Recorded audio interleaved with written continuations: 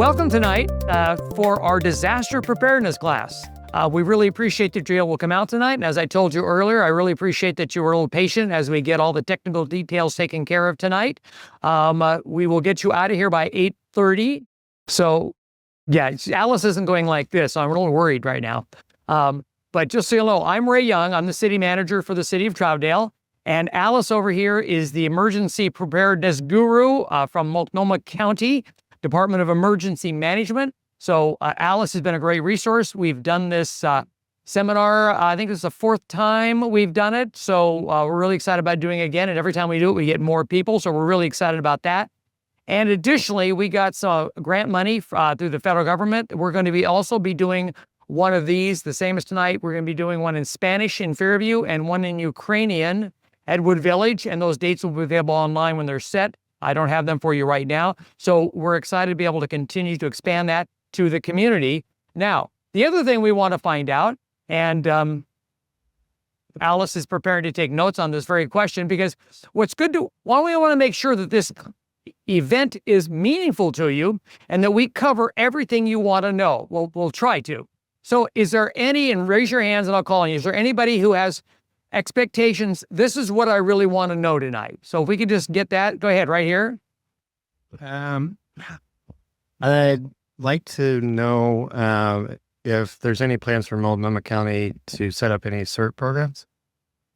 Okay. Other than that. Okay, great. And Carol Merrill is going to come up here to the front. I'd like to know about the Stark Street Bridge, when it might open. And also, I live on the historic Columbia River Highway, and where you seem to be always the last to get electric back. One of the first, our electric goes out, and the last to get it on, especially since the Tippecanoe and Tad's has closed down. So I don't know if anything can be done about that, or, or we can get a better answer as to when will the electric come back on. Okay. These are both yours. Yeah. Anybody else? All right. We'll cover a lot. And during the process tonight, if you have any questions, raise your hand. And we'll have to repeat your questions so we make it get on the videotape. But great. So a lot of things that we're going to try to do for objectives tonight, we're going to make sure is, one, awareness. We're going to talk a little bit about the hazards, the situation we may come into in the Troutdale, East County area. Second of all, we're going to have conversation about understanding of plans, how plans work for you, and plans to get ready to deal with an emergency. And finally, it's going to be about preparedness, community connections, social capital, training, practice, water, medications, go bags, and things like that. So I'm worried about that. Now, please understand, there is no perfect preparation for a disaster. This is all about reducing the risk to you and the community. And as you progress through your own disaster preparedness, it's going to be about improving monthly, yearly, all the time. And that's what we're going to encourage you. Don't feel you have to go out and do all of it tomorrow, what we talk about later tonight. The other thing we want to encourage you is to continue to gather things at your home that will help you in an emergency. In the past, we have, at this class, we've given away crank solar-powered flashlights, which is always good to have around the house. They're not the brightest things in the world, but they're better than nothing, and they're always going to be charged. We've also given away what's called a life straw. They have these at Costco, 4 to a pack. It's essentially, you can take this thing like a straw and put it in any putrid, dirty water you want, and it won't kill you. And so you can consume water with these things. But for tonight, for being here, for every family represented here tonight, we're going to give you, for free, no cost, a solar powered or USB charged lantern/flashlight. So we'll have one of those when you leave tonight. And the other thing we're going to be providing, we have a emergency kit for you. And in there is going to be some food, there's going to be some water, there's going to be first aid kits, just a few things for you in a nice waterproof bag. And hopefully both these things as you fit around the house will act as reminders. Oh, what more do I need to get? And how have I added to my emergency? So we're going to get those out to you tonight at the end of the evening for every family represented here tonight. So we want to encourage you that this is a process within your home and your community. It's not an instantaneous, you will be prepared for a disaster. But for the most part, a disaster doesn't necessarily warn you. Maybe the weatherman says something coming. maybe they say that the volcano may be blowing, but if it comes to an earthquake, we're not going to be able to tell you much of anything. And so quite often you will be surprised when a disaster happens. And my friends Roy and Barbara had that problem. Returning from vacation, Roy and Barbara find that their friends, in fact, all of Atlantis, had just been plain gone. And that's what you will experience sometimes when you come back. And for me, I just came back from vacation, and while I was gone on vacation, I'm a little over the top with stuff like this, but I have numerous cameras around my home and in my house for security. I have a security alarm. I have freezer sensors that will tell me if my freezer gets warm. I have water sensors that tell me if there's a leak in my house. But the problem with all of those, they only tell me what's happening today. And what we're going to be talking about tonight is what prepares you for what may happen tomorrow or next week or next year, because that we can't predict and we can't know. So if that's what we're going to be encouraging you tonight. And so the next thing we want to talk about is what kind of events could cause an emergency, a disaster, something you may be prepared for. First of all, we talk about home fires and wildfires. I know many of you remember in the fall of 2017 when we had the Gorge Fire, and it came within 5 or 6 miles of town. And if it wasn't the wind shifting at the last minute, who knows how far it would have gone and into Corbett and maybe crossing the Sandy River. The second thing is severe weather. Who lives in East County? We've been there. We've done that. We've got the T-shirt, right? The ice, the wind, the cold, the freezing temperatures. Side note, Ray has squirrels. He'll chase squirrels once in a while. For those of you in Troutdale, know that yesterday we tested one of our most important wells, 5, for your water system. We just tested a brand new generator, natural gas powered generator to run the whole well system. Tested yesterday, ready to go. And so that is a common thing we have in Troutdale, issues with losing power, and our septic systems and our water has to continue to work. So that's what we prepare for in Troutdale. There's also volcano issues. And you're going, volcanoes? I don't have any volcanoes in the city of Troutdale. Well, we do have one called Mount Hood. Remember, what was it, May of 1980? I was away in college down in Ashland, and I still remember the ash getting all the way down to Ashland. Wow, that's a coincidence. From Mount St. Helens blowing. We do have a volcano, Mount Hood, right near us. And even though it may blow the other direction or not necessarily toward Portland, it will have an impact on everything around it. I talked about the ash. The ash can come down, cover things, cover roads, interrupt cell signals. We don't know. There are a bigger issue quite often with what's called lahars.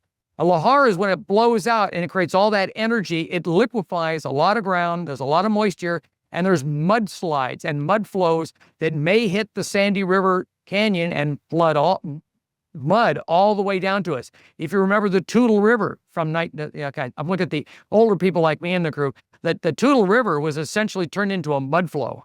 And you'll still see some evidence around the Toutle River north of us up there. So those are kind of things that will hit, and they will cause injury and damage and disaster far beyond that. But at this point, this is where I start shifting over and let the pro from Dover, as we say, take over. So would you welcome Alice Busch? Thank you. And I hope that applause was mostly for Ray, because he does a lot of work out here for all of you. One of the things that Ray was successful in was writing a grant for an emergency operations plan. So that's being updated as well, which is part of the reason that we are going to be having more of these trainings in multiple languages, part of that grant. So you have a lot, and I would encourage you to follow up with him with your questions about power and things that the county can't do much about. I'd love to talk to you about the Community Emergency CERT program and how we might be able to support that. But thank you for being here. There's a lot of you here. This is so exciting. And when Ray said that we've been doing this for 4 years or 4th time, we had a little recess there because we started these before COVID. And we took a bit of a break there. And so it's really nice to be back and doing these presentations for you all. And that's kind of a nice segue, I guess, into the land movement and contagions. So these are hazards that we've identified in Multnomah County. My role at Multnomah County Emergency Management is in a section called Operations, which means I do things and I am informed by my colleagues who do planning. And the planners do a lot of research, and there's a document called a hazard mitigation plan. And in that, they have done a lot of the work for all of us already. They've looked at all of the different hazards that we think that we're going to experience, that we have potential for experiencing here. They've worked with a lot of subject matter experts to figure out things that we can do to lessen the impacts if those hazards do occur. So land movement and contagions are in there. And the biggest hazard that we have looming on our horizon, one that we know will revisit us, we just don't know when, is that Cascadia subduction zone earthquake. So at the bottom here, and again, we've been really good at posting these, getting these on the website so that you can download the PowerPoint and just click the links that are embedded in the PowerPoint slides. So again, don't feel like you have to take a lot of notes. My contact information is in this PowerPoint slide, and Ray's contact information is in here. So we would be a willing source of additional information if the slides don't cover it all or if we run out of time today.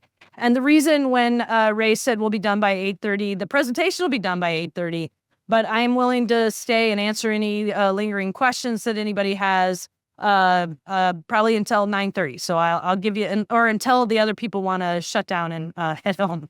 So, all right. So we're going to talk a little bit about the Cascadia subduction zone earthquake here in a bit. But before we do that, I want to make sure that you have the additional resources of information for a lot of other hazards and access to trainings, other presentations, publications, handouts that we have, some on the back table there, but we have more online. So there's some links in here to our website.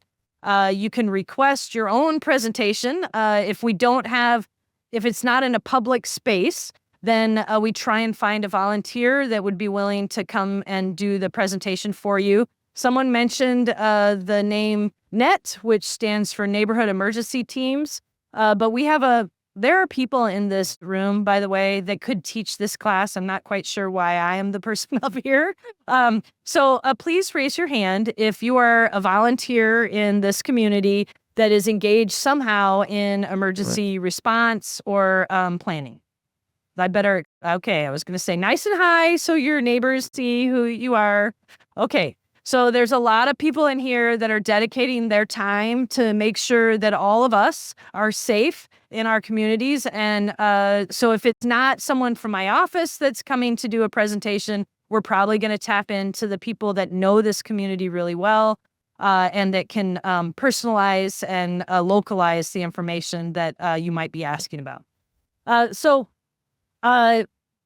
For that large-scale hazard, the Cascadia subduction zone, there's a lot of people that have been studying this hazard.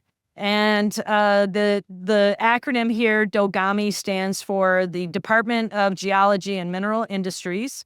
They recently updated their research on the soil structures that tell us what we can anticipate as far as impacts go when that earthquake does strike. And I just put one of the pictures of the maps that they have. And one of the things that I learned when I was in the fire service, which was my career before emergency management, is that if it's red on a map, it's bad. And as it turns out, that is still the case. Red on a map is not so great. And then as we progressively move from red to green, it gets a little bit better. So there's lots of red on here, lots of orange, lots of yellow. And we're going to talk a little bit about the impacts of that disaster and how we might be able to mitigate those impacts. So in addition to the resources that I provided on that slide, when we do have emergencies, and this is an example of that Eagle Creek, the gorge fire that Ray was talking about in 2017, we kind of took over the Edgefield field there, and a lot of you maybe joined us out there. And we did a briefing about everything we knew about that hazard, where it was, what it was doing, our anticipated impacts after that disaster. And having access to information during an emergency is something we want to make sure everybody understands how to get. So we do have things like these community meetings when we have a disaster. What are some of the ways that you get information during disasters? There's some obvious ones out there. Ham radio. I hope you raised your hand when people said about volunteering. Okay, good. Amateur radio emergency services, ham radios. They have a patch that says when all else fails, ham radio, right? And we all know that if our communication systems go down, it's people like you that are going to help us stay in contact with one another and our emergency services. Other places that you get information during an emergency. Did you say the basement? That makes a lot more sense. That makes a lot more sense. Facebook. So Facebook, and during the Eagle Creek fire, nobody was coming to our website or our Facebook account. So what I started doing was posting on the Corbett Facebook account. And as it turns out, that's where everybody was going to get information. So it was an excellent service that community members provided their public agency. Where else do you get information? Yes. Flash alert. Okay, that's another, it's a free subscription for people, right? If you're not an agency. Nice. Nice. Personalize it for what information you want. Excellent. What else? Yes. Okay, so signage on the roads, right? We have those mobile messaging signs, that's right. There's also a thing called public alerts. So in addition to county meetings, what we did during Eagle Creek is we pushed information out to people who registered on something called publicalerts.org. And we pushed information out to those folks. Some of the issues with that is it is an opt-in service. So after that fire and our messaging, I heard from a lot of community members that said, hey, darn it, that emergency alert thing, that didn't work because I didn't get notified. And I was like, well, you got to go in and you got to sign up and register your information with a public agency, a government agency. And not everybody that lives out in East County wants to register on a government website. But that is one way that you can get information as well as sign up. And then we send you information when there's a hazard in your area. And of course, radios, right? If you have a battery operated radio or a crank radio, those are other ways that we push information out. Your public agencies, we never put information out in just one platform, right? So we're pushing information out to Facebook pages of and other social media platforms that our community members are managing. We put information on the national and the local media if they pick it up, newspapers, newsletters at faith communities. We also have a program that is called a liaison program, and that is a program that we connect with community organizations and ask them to keep speaking with their communities and then share the concerns and questions that their communities have with us so that we can craft information or tools and then send them back and distribute that through community organizations. We did that a lot during the Eagle Creek fire. And some of the feedback that we got in Multnomah County was, I didn't hear anything from Multnomah County. I had to hear it from my chaplain. And I was like, yes, but I talked to your chaplain, right? So the information that you get from your community organizations is likely being provided by your government agencies. But we've heard from you loud and clear that we're not necessarily the person that you want to hear that information from. So we have a lot of community agency or community organizations that we work with that we try and share information with. They speak truth to us, and then we try and provide as accurate information as we can for them. And this is just an image of the community meeting at the Corbett High School during the Eagle Creek fire as well. So we have a Facebook page if you did want to follow it, but you can always go to the Corbett one or the Troutdale Facebook page, because when we have information, that's where we're going to push it. And there is a lot of mechanisms for the public to get information about emergencies. And there's classes that you can take to learn about those different platforms that are used. We've already talked about Public Alerts, and Public Alerts is a website that hosts the proprietary systems that push that information out to you. It just so happens that in the state of Oregon, we use that system called Everbridge, but you've probably heard it referred to as Reverse 911. That's a proprietary name of a platform of one of those organizations that manages that technology. It's also an organization called Code Red and First Call. You can download onto your phones mobile apps that do those notifications. And although we're going to talk about the Cascadia subduction zone earthquake tonight, I would advise you not to set the setting on earthquake notification too low on that application, because as it turns out, we have a lot of earthquakes in Oregon. Having a volcano in our neighborhood means that we have a lot of really small earthquakes. So I first registered on one of these apps to get notified about that. And I had it set to notify me on the 3 magnitude, and there's a lot of those. So I would recommend that you get it set a bit higher. And we'll talk a little bit about that as well. And we already had somebody mention that they were part of an amateur radio team. We have an excellent amateur radio emergency services program in Multnomah County. There are incredibly skilled human beings that do this public service for all of us. And if you're interested in learning more about that, they mentor you in learning how to use those radios. It's super fun. It's a really supportive group of people, and they meet monthly, and they also help tutor people that want to take the test to get their license. So, and then you get a cool call name, right? So if you want it to be a ham radio operator. So although Ray and team have put together some really nice materials for you in these kits, I am someone that it took me a long time to get my higher education. So I went back to school as an adult to get my master's degree, and it took me 10 years to get that master's degree. I persevered. I got it. But in the process of doing that, I spent 7.5 years researching my thesis. And my thesis title, if you want to look it up, it's online, is Navigating a Path to Disaster Response Readiness for Multnomah County. And so I learned a lot about how effective mechanisms are for preparing to be ready for large-scale events. The thesis has a lot of information from really smart people who did a lot of research, and unfortunately, nowhere in any of that research was a kit. What we did find was knowing where to go to get information, right? So we started with talking about the ways that you get information before and during an emergency.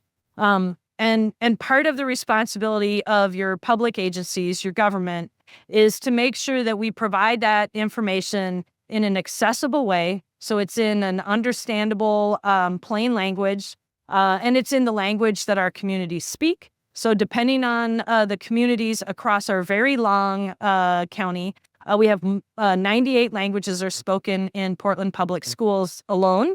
So we have a lot of work to do to make sure that the information we're providing to everyone is accessible to everyone.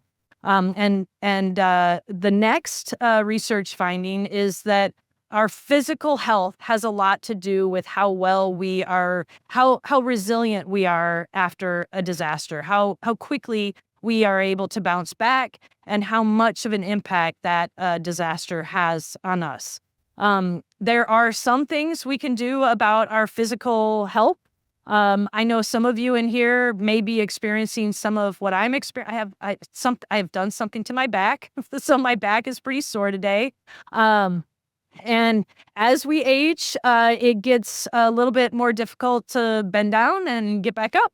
And we can, if all you get out of this conversation tonight is that you should drink more water, that you should park a little further away and walk the distance, that you should take the stairs, and you should try and get at least 8 hours of sleep, then I have succeeded, because 99% of the emergencies you're going to experience are going to be addressed with just taking care of those things. So your physical health is super important to your resiliency and to your response readiness. And we can all do a little disaster exercises. They'd be squats. Those would be great disaster exercises because using your legs is much better than using your back. And maybe it would have avoided what I'm experiencing right now. Psychological hardiness was the other finding in research, that if we believe that we can affect our outcomes, we are much more likely to do so. So the more we feel like we are in power of our outcome, the better off we do. And we are in power of that. So I also just came back from vacation, and I was on a plane, and every time they go on the plane and they start talking about the exits and how to get off the plane, I make sure I count the number of seats to the exit way. I pay attention to how the exit door opens. And I promise that once I get to it, I'll help other people out. But my goal is going to be to get to that exit way. I try and pay attention to my surroundings and have a really significant situational awareness anytime I am traveling somewhere that is not a place that I'm familiar.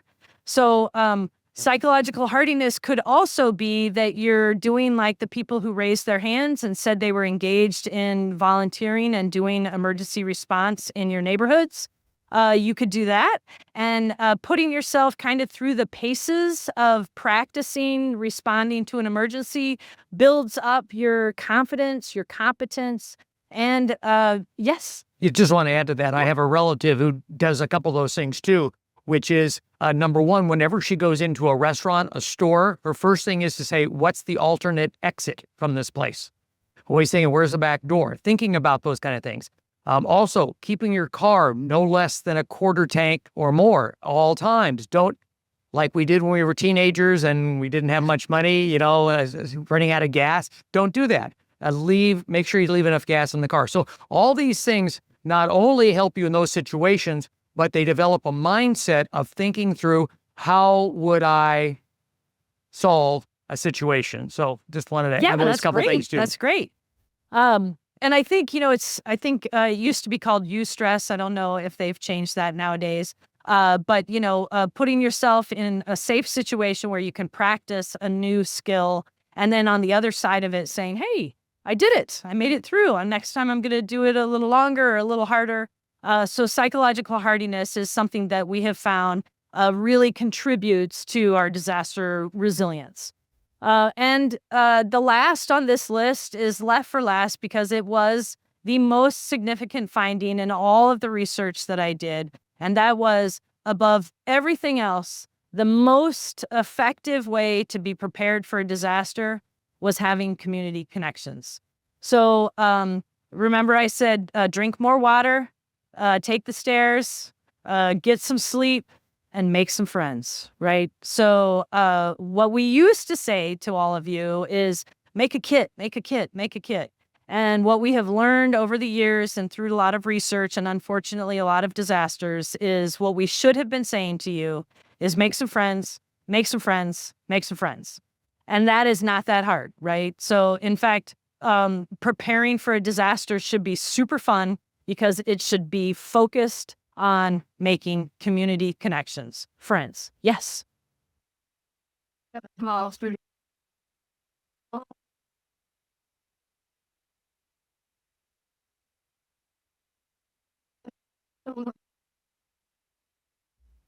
Oh, that is awesome. Yeah. Yep. Yep. Yep. Yep. There's also a lot of study in crime prevention about territoriality. So if there's many eyes on the homes in that neighborhood, anything unusual happening. In fact, I had a house sitter a while back, And when I checked in with them as I was coming home and they were leaving, I said, how'd it go? And they said, well, it was great, but like 3 of your neighbors checked in. They were like, so who are you? Right? Yes, sir. We need to make sure that, hang on, we need to make sure that we get this on tape. Oh, okay. Everybody should know you can't store tap water. It has to be distilled water. Tap water will go corrupt. It'll spoil. So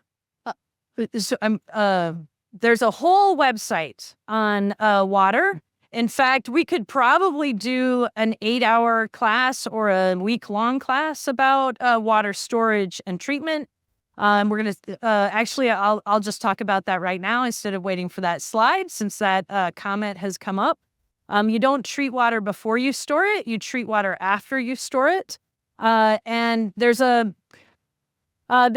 a lot of confusion and misinformation out there about water and storage. And you have probably heard or read somewhere that if you're storing water, you need to change it out every 6 months or something like that.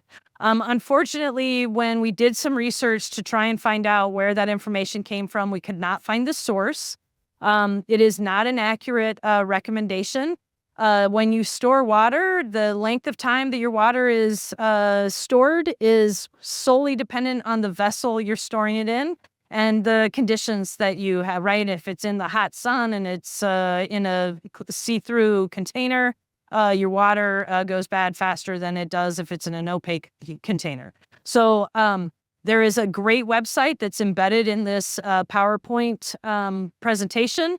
It's called, it's very easy too. So if you did want to write it down, you can. It is regional H2, the number 2, O.org. So regional H2O.org. There's videos on there about proper storage and treatment of water. There's handouts. Our office has handouts.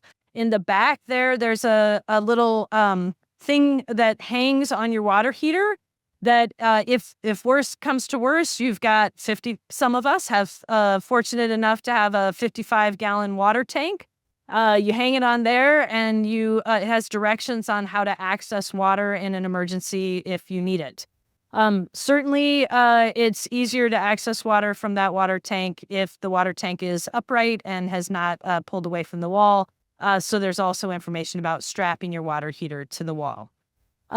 So community connections, again, like I said, when we leave here tonight, the message I want you to remember is making some friends, and those friends should be as diverse as possible. And I am not just talking about culturally diverse. I'm talking about age differences. I'm talking about job trade differences. I'm talking about even our political differences. The more diverse our friendships, the more solutions we end up with when we brainstorm problems together.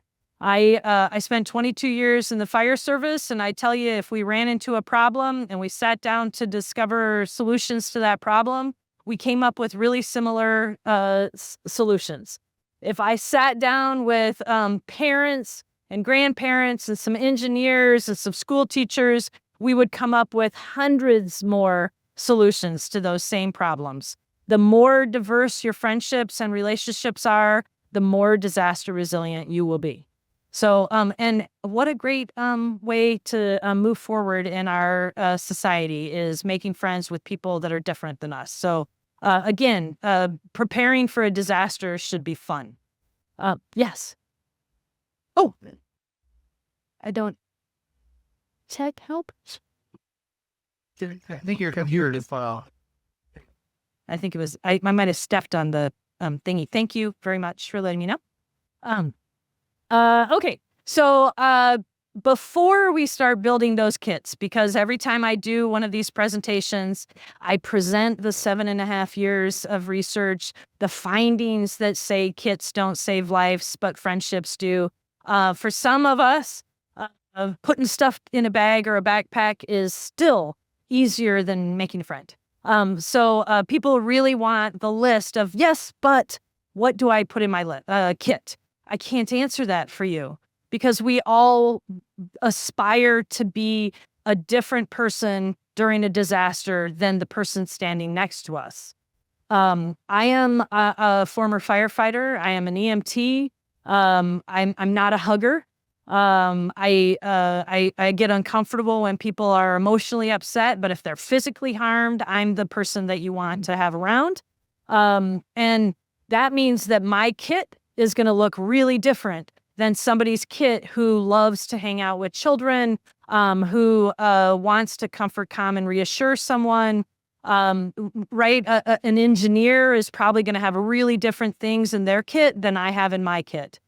So before you start putting a kit together, you need to think about who you are today, who you want to be during a disaster, and the things that you need to put in place to be that person, whether it's classes that you're taking, equipment that you want to have in your car, in your house, at your work, and then going through and incrementally, like Ray said, it's not, you don't just emerge from the other end immediately with everything that you need to be prepared. We're never done getting ready for an emergency, but kind of asking yourself the questions that are on this slide, and that will help you figure out what to put in your personal kit. After she said that, she had to have a hug from you, didn't she? Oh, Since she's not a man. hugger, right? But even though we're not going to give you that list, it may be helpful to find a list and maybe give you some ideas that you hadn't thought about. So they're all over the internet. You can go to FEMA, you can go to Red Cross, Salvation Army. They will all have lists of what they think you should have in your emergency kit. I'd suggest you look at lots of different ones online and get a different feel for what they are. And then, as she said, match it to your needs and your personality to be able to create what's best for you. That's right. And I did bring it. I brought the list. It's in the back. It's a Red Cross. It says prepare on it. And it's got a lot of things that, suggestions for you. Okay. So let's talk a little, before we start talking about the impacts of our big disasters, let's talk a little bit about, let's put it in context, right? So, disasters are scary. They're things we don't know much about, and that tends to get us pretty concerned about it.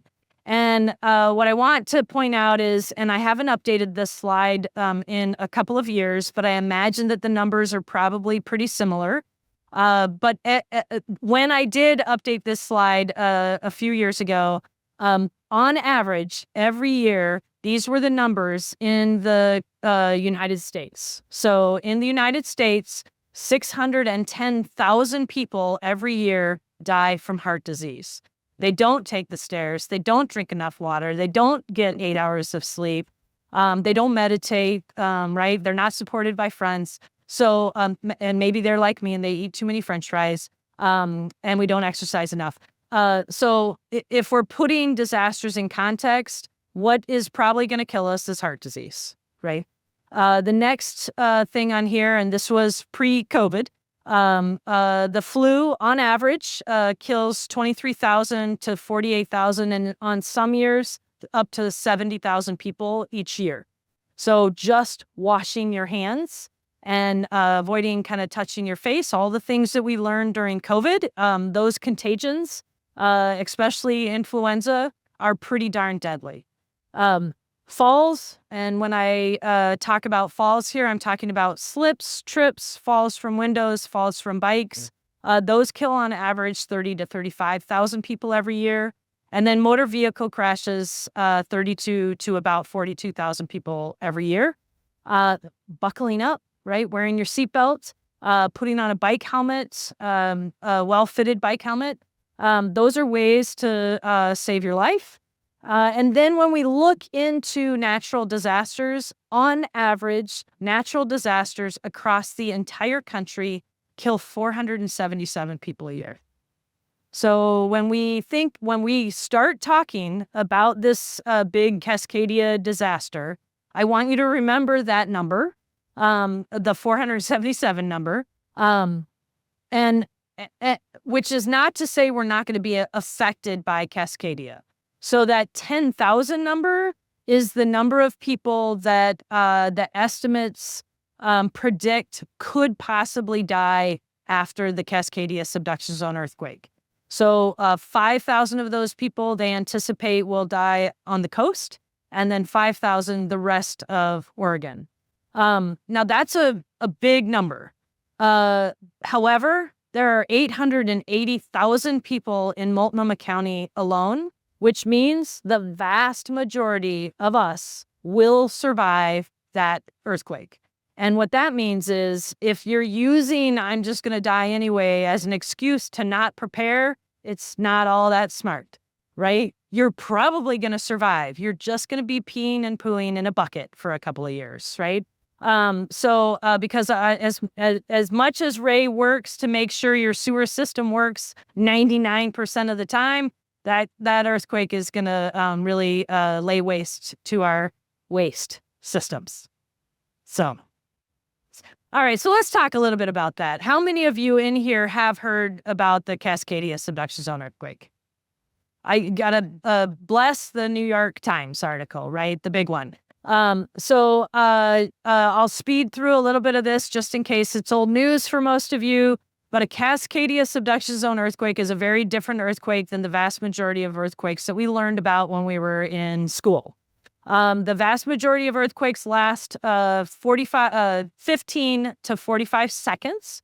A Cascadia subduction zone where one plate is diving under another plate is about 700 miles long, and that earthquake is anticipated to last 3 to 5 minutes. It's a very different earthquake and very different impacts from the earthquakes that we are accustomed to experiencing otherwise.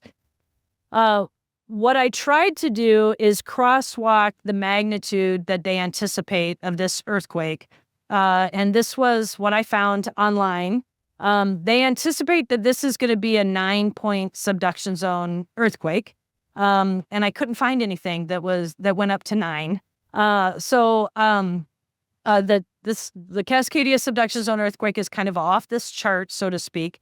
But an earthquake at an 8 level of magnitude is what is considered catastrophic. And if you can't read it in the back, the description is total destruction, objects thrown in the air, river courses, and topography altered.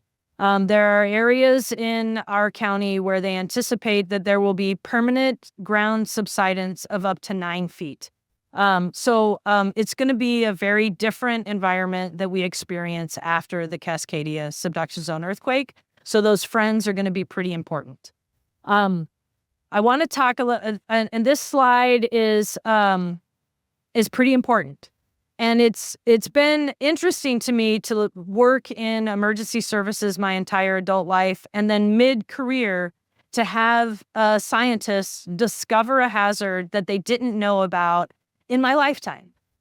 So in the year 2000, they did this core study, and what you see on this slide are red bars that indicate the times that this earthquake has what they refer to as unzipped, when that subduction zone has released and the waves of the earthquake have created the impacts across our region.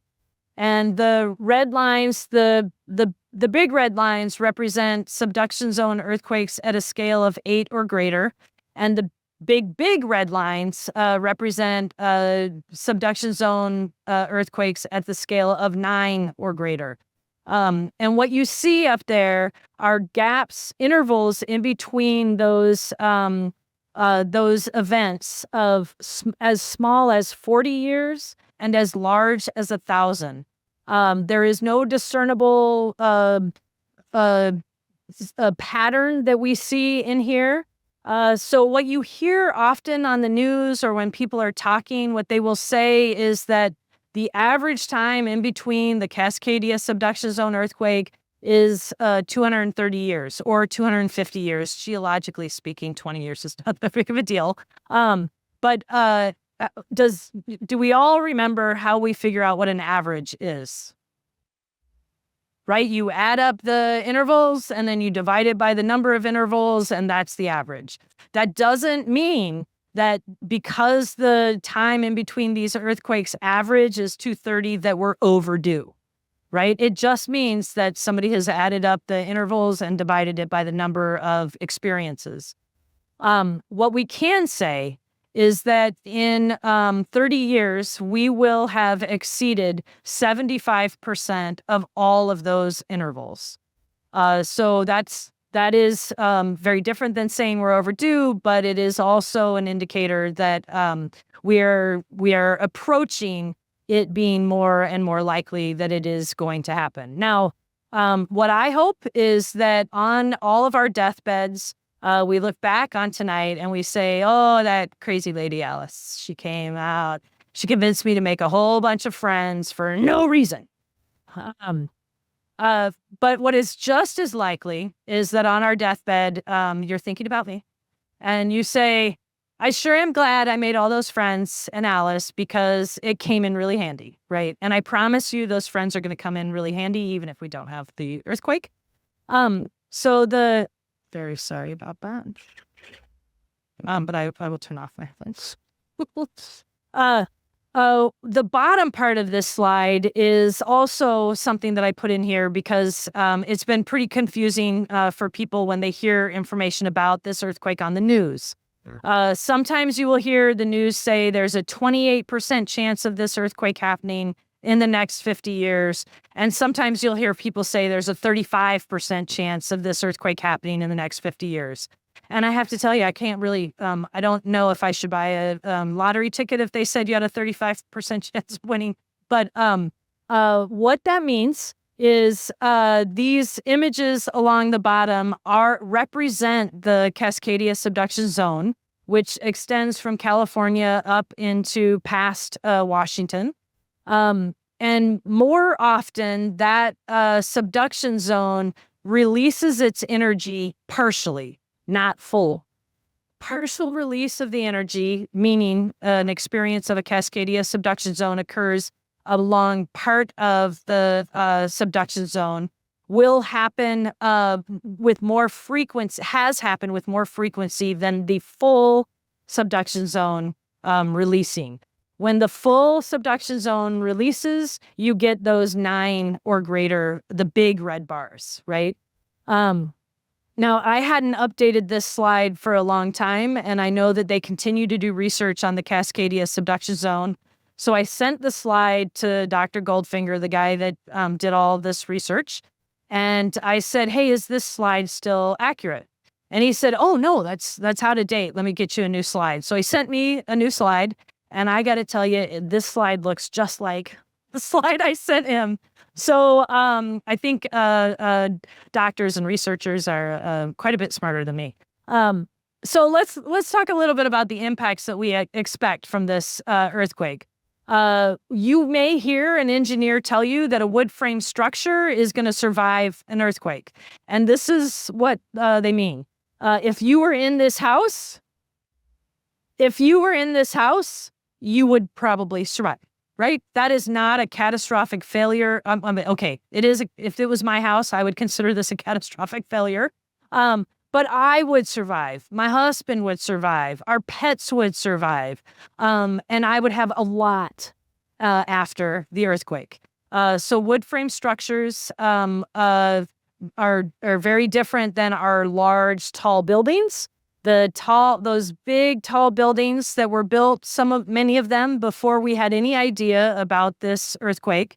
In fact, about 5 years ago, 94% of our built infrastructure in Oregon was built before we even knew this earthquake existed. So a lot of pre-existing, non-conforming built environment in Oregon. But those tall buildings, they were built to sway, right? I don't know if any of you have been up in the top floors of those buildings, but you every once in a while feel the sway. During an earthquake, those buildings are built to sway with the movement of the earth. The longer they sway, the more they sway. There's not a lot known about the resiliency of those buildings with 3 to 5 minutes of movement. So we have a lot of work to do. And there's ways that we can help protect ourselves when we're inside during an earthquake. Does everyone remember what they used to tell you to do? Get in the doorway, right? And I'm really glad that we've done a lot of study and that that's no longer the recommendation, because there's a lot of us here and there's not enough doorways. So I'm really glad. Of course, we don't have a lot of tables set up in here either. So we're going to talk about that a little bit. But first, let's look at some of these pictures.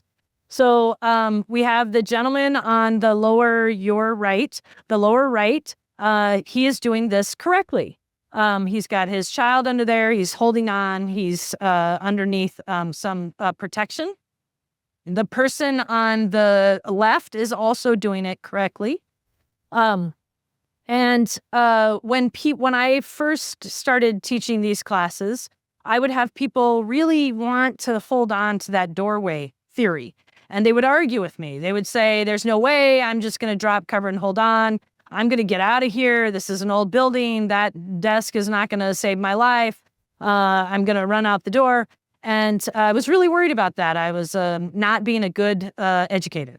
And I spoke to a paleogeologist about it. I was really concerned. I said, what should I be saying to people? How can I convince people to listen to me? And he said, Alice, you do not need to worry about that. It is a 9-point subduction zone earthquake. No one is going to run anywhere. He said, everyone's going to stop. And he's like, and a lot of them are going to drop, right? They're going to drop down to the ground because it's going to be really hard for us to stay standing during that earthquake. And he said, and when stuff starts to fall, they're going to look for cover. And when the cover starts to bounce away from them, they're going to hold on to it. And he's like, so the whole drop, cover, and hold thing is going to come pretty natural for everyone. It's like, okay. So the reason that I really enjoy the top photograph, and that is because there's examples of people not doing it correctly. And of course, they're young. The first one is the young man who's doing the right things with his head, but instead of protecting his head, he's protecting the wrong end, right? So he's got his hind end under that table and not his head. So we want your head. If you can't fit your whole self underneath something, fit your head underneath it. The young man behind him is on his back, and the muscles in our arms are not as good as the muscles in our legs, right? So if we're on our knees and we're pushing ourselves up, we have a lot more muscle mass in our thighs than we do in our biceps. So being on your knees is the best way to bolster you after an earthquake. Because I work in Multnomah County and we are in cube land is what a lot of people refer to it as. I had to add this slide in because I kept running into staff that would say, you really think that thing's going to protect me from the roof collapsing?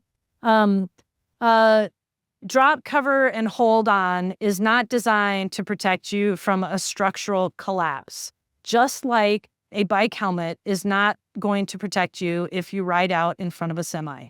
Right? There are things that are, the design of drop, cover, and hold on is designed to have the things that are falling hit something else before they hit you, absorbing some of that energy of the falling object.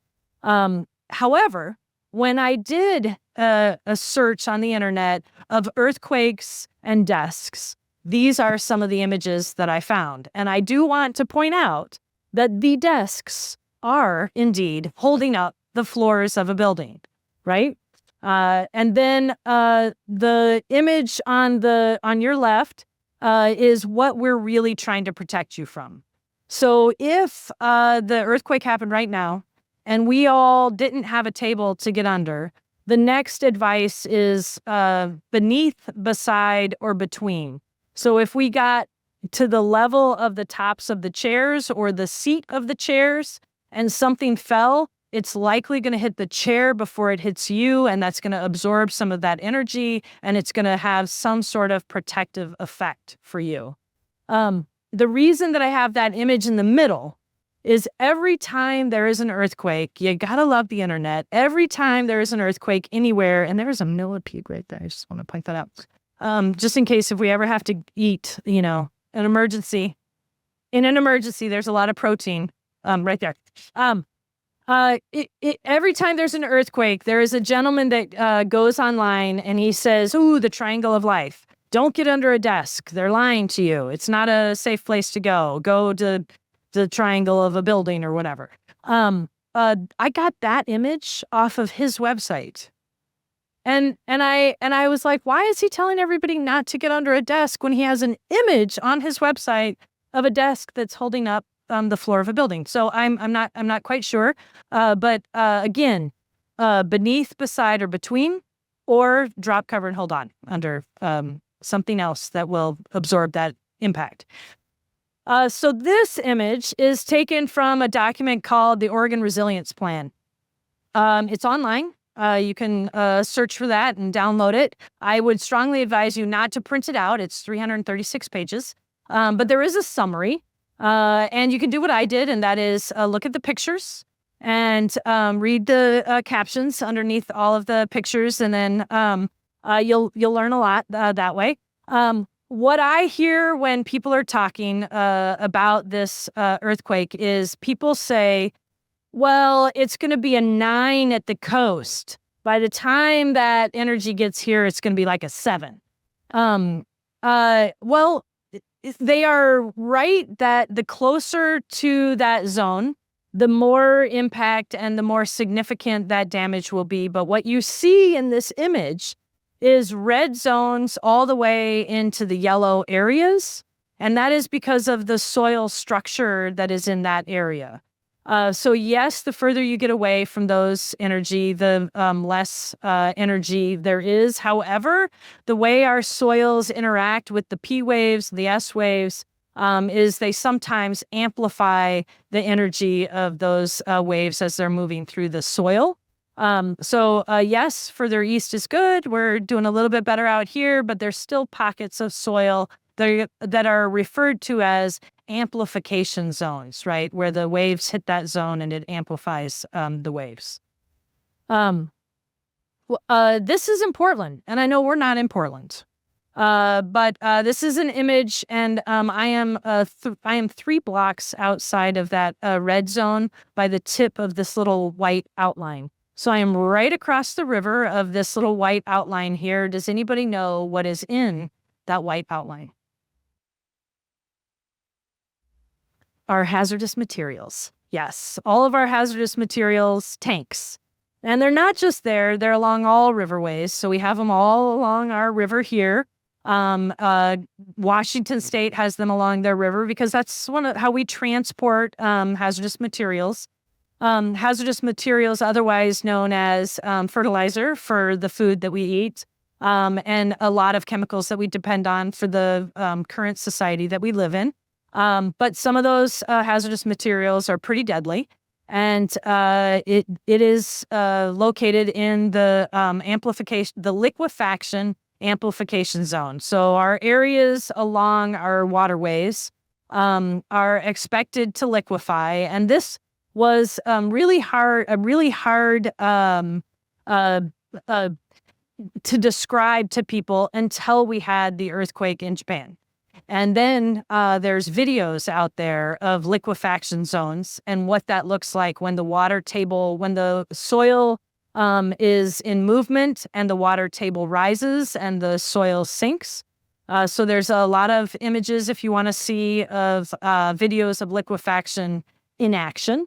Unfortunately, a lot of these tanks are in that pre-existing non-conforming phase. There's no laws that require them to bring them up to the new current code with the hazards that we now know. But we are doing whatever we can.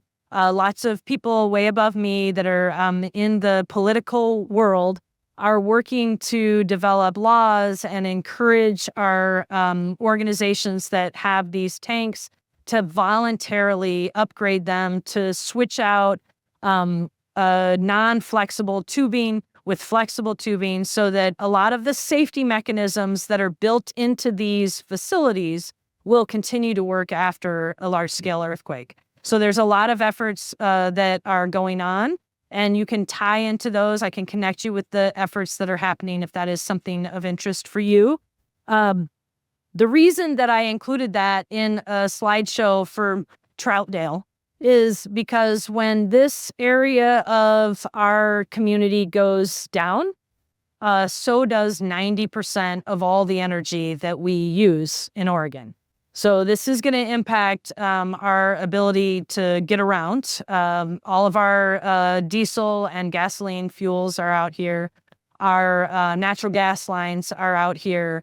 And then a lot of other chemicals that we depend on, like I said, are in these areas. So this is going to have a pretty significant impact and is going to be really important for you to make those friends. This is an image of the Northridge earthquake. It was a pretty typical earthquake in that it lasted about 20 seconds. It was a 6.7 on that magnitude scale. This is, of course, transmission lines. This is the impact just from a wildfire to our communication systems and our power infrastructure. We had somebody that was talking about loss of power. This kind of damage to our infrastructure takes a lot of time to repair. This is an image of the liquefaction zone. So that's the yellow area is the liquefaction zone in the downtown Portland core. And the reason that I'm showing you again a picture of Portland is because there are things called lifelines that we try and make sure we build a resilience into, so that if we need resources out to Troutdale, we have a mechanism to transport them there. So we are looking at the Burnside Bridge as our lifeline. The challenge is all of those little red dots are unreinforced masonry construction. So we anticipate that there's going to be a lot of debris in the roadway that we need to get out of the way. So there's a whole team that's working on trying to do retrofitting encouragement to make sure that not only the bridge stays in place, but the path to and from it also are clear and accessible. Yeah, and that's one of the things that Multnomah County is doing right now is the planning and figuring out the fundraising to completely rebuild the Burnside Bridge to meet current standards. Yeah, and one of the slides in here it has a link to their webpage. They've got videos. They've got ways for you to be involved. It's a huge price tag. So we have a long way to go, but there's a lot of work that has been done to help increase the resilience of that. So Christchurch is an earthquake that we study in emergency management, and we study Christchurch because it's a community much like Multnomah County, an urban area with some rural areas. That earthquake was not a subduction zone earthquake. It was a crustal earthquake. It was, again, a typical earthquake in that it lasted 23 seconds. And the reason that I like this image is a lot of people are really worried. I work in an unreinforced masonry building. I'm really worried about not surviving. The way unreinforced masonry buildings tend to collapse is outward. So the people that are at risk from those unreinforced masonry buildings, not to say that we're not at risk if we're in one, but the greatest risk is for those people that are outside that building. And you can see why. This is the debris field that's created by that. And it also is a really good, I think, representation of the challenges we are going to face of getting around after a disaster like this earthquake if we have any physical mobility issues, right? This person obviously pretty fit, lifting and carrying a bike across there. But navigating across that it is the reason that in my car, under my bed, at my office, I have sturdy boots. I have pants that are going to protect me from sharps and jackets and things that will help me navigate this kind of environment if I ever need to do that. Again, another picture of Christchurch. The reason I'm showing this is because this is part of the way we get resources into our community. We have rail. Unfortunately, rail, and I thought that this might be a fake photograph, so I actually had to look it up and do some research to make sure it was real, because it's hard for me to believe that actually would happen, and it did. It is an actual photograph of the damage to the rail system, and this is part of the reason that we encourage people to be as prepared as they possibly can. So a lot of you here in our more rural side of Multnomah County are much more prepared for the duration than some of the people that are living in an apartment in downtown Portland. Poor New York, right? They don't even, in their apartments, they don't even have full-size refrigerators or pantries, right? So if you have a pantry full of canned goods, you are resource rich. So this is one of the factors that creates an unknown when people ask me how long they should be prepared. It's going to take a long time to repair damages like this, and this is one of the things that will hinder access. When I talk to my neighbors about the earthquake, this is the only photo I brought with me. I printed it out on an 8.5 by 11 piece of paper. I did not go to my neighbors with a PowerPoint slideshow, as it turns out. I just brought this one picture. When I talked to all of my neighbors, I was still in the fire service. They would all see my fire van outside. So a lot of my neighbors kind of knew who I was. It was very much easier, I think, for me to meet my neighbors because I've spent most of my adult life in a uniform.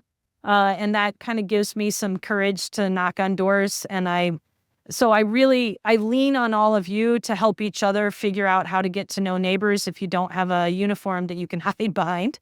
But I went to my neighbors' houses. We had a little barbecue potluck, and I invited 22 of my neighbors, and 7 people came, and I didn't know 2 of them. So I met 2 new people that night, and I adopted someone's yard. I'm a big gardener, and so the 2 new people that came happened to have a big yard that they were willing to let me grow vegetables in, and so I got a lot out of that evening. In addition to all of those people knew at least one person that I didn't know, and so we actually have done the same thing. We have email addresses of all of us along the street. And anytime anything happens or an emergency happens, we check in on each other, and we just kind of use it as a way to connect. And my husband's actually over at my neighbor's house tonight having chili and cornbread.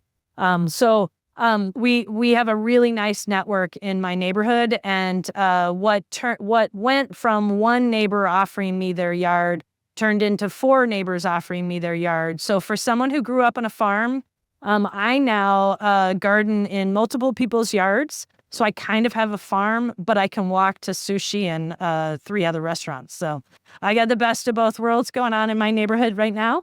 The reason that I showed this picture when I talked to my neighbors is because a fire engine weighs 55,000 pounds. It needs a fully intact roadway to drive on. It cannot drive on wet grass. It sinks. There is no fire engine that's going to go down this road. There's no police car that's going to go down this road. Not because they don't care about you, not because they are not public servants, but because they will not be able to get there.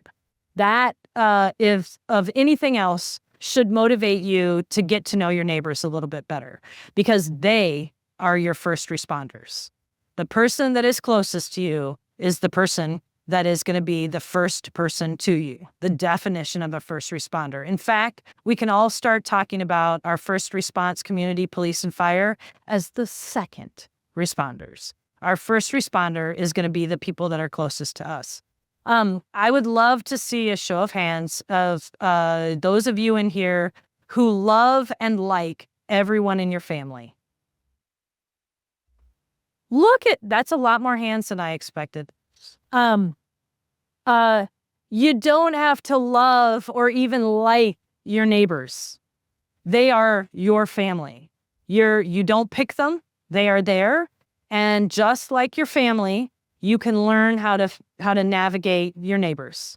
You don't have to hang out with them all the time, but you do need to get to know those people, because I guarantee you, even the jerk down the street, if something like the Cascadia subduction zone earthquake happens, that will be someone that is lifting a shelf off of you or helping you rescue your loved ones.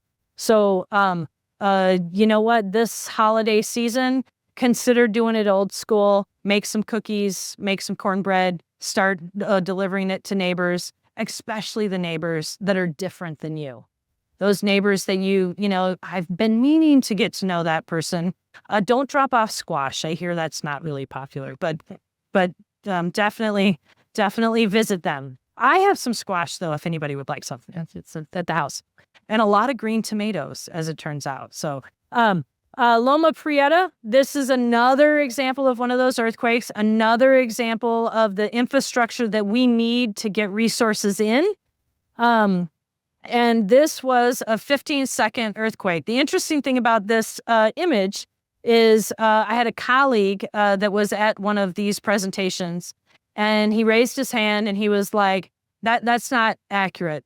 That earthquake was at least a minute long. I was there. And I was like, oh man, I totally made an error, right? So I did the research. It was 15 seconds. But I imagine that if you were there, it would have felt like a minute. It might have probably felt like an hour, right? Because we're not used to this moving, right? In the fire service, we would call an earthquake code brown. That's when you poop your pants. Sorry, that's a joke. It's a joke. Sorry. And it's being recorded. That's terrible.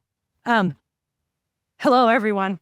This is an image of the Japanese airport. And the nice thing about them is they did investments into the soil structure underneath their airport.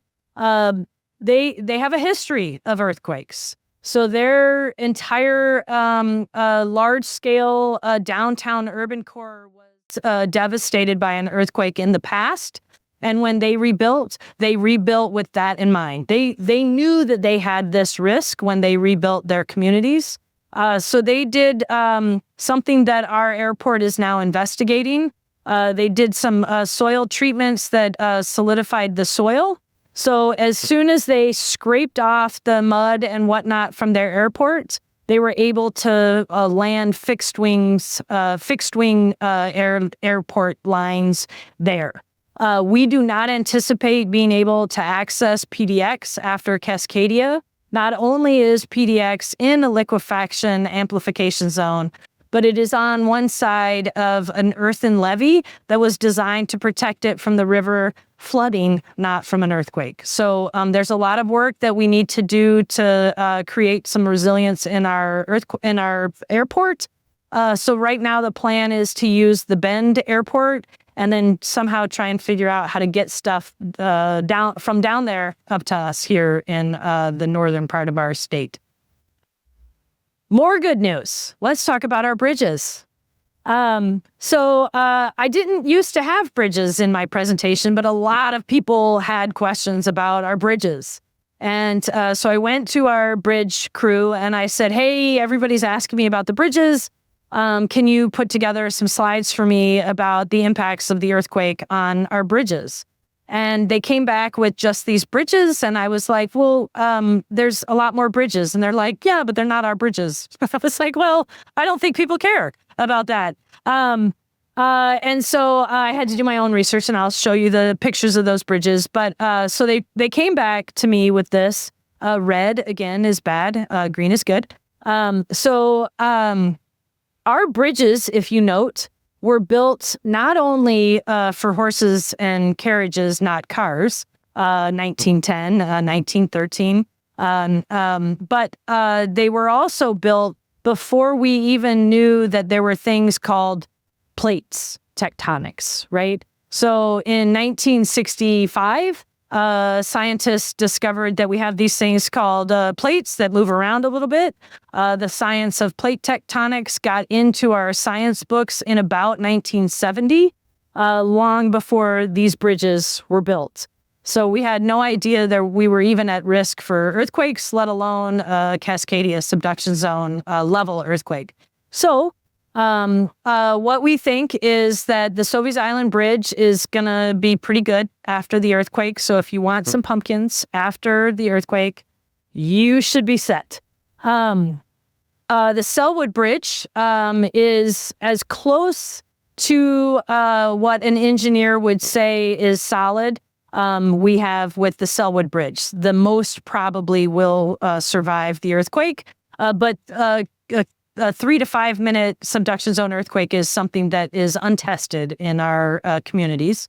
And then the Tillicum crossing, and I did not believe this when I was first told, the bridge itself will survive, but the on and off ramps will not. And that means that it's quicker to repair, and that it won't catastrophically fail. But there was something about, right, like the purchasing and the costs or whatever. But I did confirm that the bridge is anticipated to survive, but the on and off ramps, they do not think will. So when I got the slideshow back from our bridge operators, they said, okay, Alice, we put the slides together. And what we did is we starred all the fail points on the bridge. And they gave me 6 photos like this. And so I've only used one in here. So the stars that are along the water line mean that they didn't anchor it deeply enough because we didn't know we needed to. The stars midline on those pillars is because there's not enough rebar in the concrete to deal with the twisting motion that is going to be accompanied by that earthquake. The star along where the platform of the roadway lands on the pillars are starred because that doesn't extend far enough that if the platform moves, it's just going to fall off the pillars, right? The pillars don't extend beyond where the platform is. The star up at the top is because those really big, heavy parts of the bridge that allow it to move up and down are going to increase the amount of movement and twist the top of the bridge. I don't remember what the mid-span star is for. But the stars on the on and off ramps are because they can't tie it into liquefiable soil, right? So the on and off ramps are really challenging for them to address. So I'm just going to quickly shift through some of the other bridges that we have. And I guess I feel it is important to point out that slight to moderate damage to an engineer is very different than what I would consider slight to moderate, right? A slightly damaged bridge means they close it, they inspect it, and with every aftershock, they close it and they reinspect it. And if they have to repair it, how long do you think it's going to take to repair a bridge? A long time, years, right? So slight to moderate is still a pretty significant impact. After the Japanese earthquake, they had over 9,000 aftershocks, several of which were equal in magnitude to the original earthquake. The Christchurch had over 4,500 aftershocks. So it's not just going to be one and done for us. It's going to be a period of time that we experience after this earthquake. So those friends are going to be multi-purpose for you. I have a very good friend that's in the group here tonight, who is my emotional support system, unfortunately trauma-bonded partner in the back there, the co-unified commander for the COVID response here. So those friends, critical for your emotional well-being, not just for the fun before the earthquake. This is the Fremont Bridge, moderate. St. John's Bridge, suspension bridge tied into liquefaction amplification soil. This is the Markham Bridge, which, by the way, was retrofitted to get it to moderate. The Interstate Bridge, I didn't think collapse was bad enough, so I made it red. Ross Island. So those are our bridges. So hopefully that wasn't too terribly painful. This is another image from that Oregon Resilience Report, right? And this is my answer when people ask me, how long do I have to be prepared? I just talk to them about this because I don't really have any other answer. I can say that at some point, your public agencies and your private, faith-based, nonprofit, community-based organizations and all those people that raised their hands in here and said that they were contributing to disaster preparedness and response, those people and those organizations are going to step forward and start distributing food and water and working with you to help you bounce back after this disaster. But your built environment is going to take a beating during this earthquake. One of the questions that I get a lot here is the drinking water and sewer. So remember I told you about those peeing and pooing in buckets. My buckets are decorated with rhinestone stickers. So mine says P, but it says it in rhinestones. So I figure if I'm going to have to do that, I'm going to do it in style. And the drinking water part of that, it takes a little while for people in the that are participating in these presentations to be like, hey, wait a minute. Don't you all tell us that we're supposed to have a gallon of water per person per day?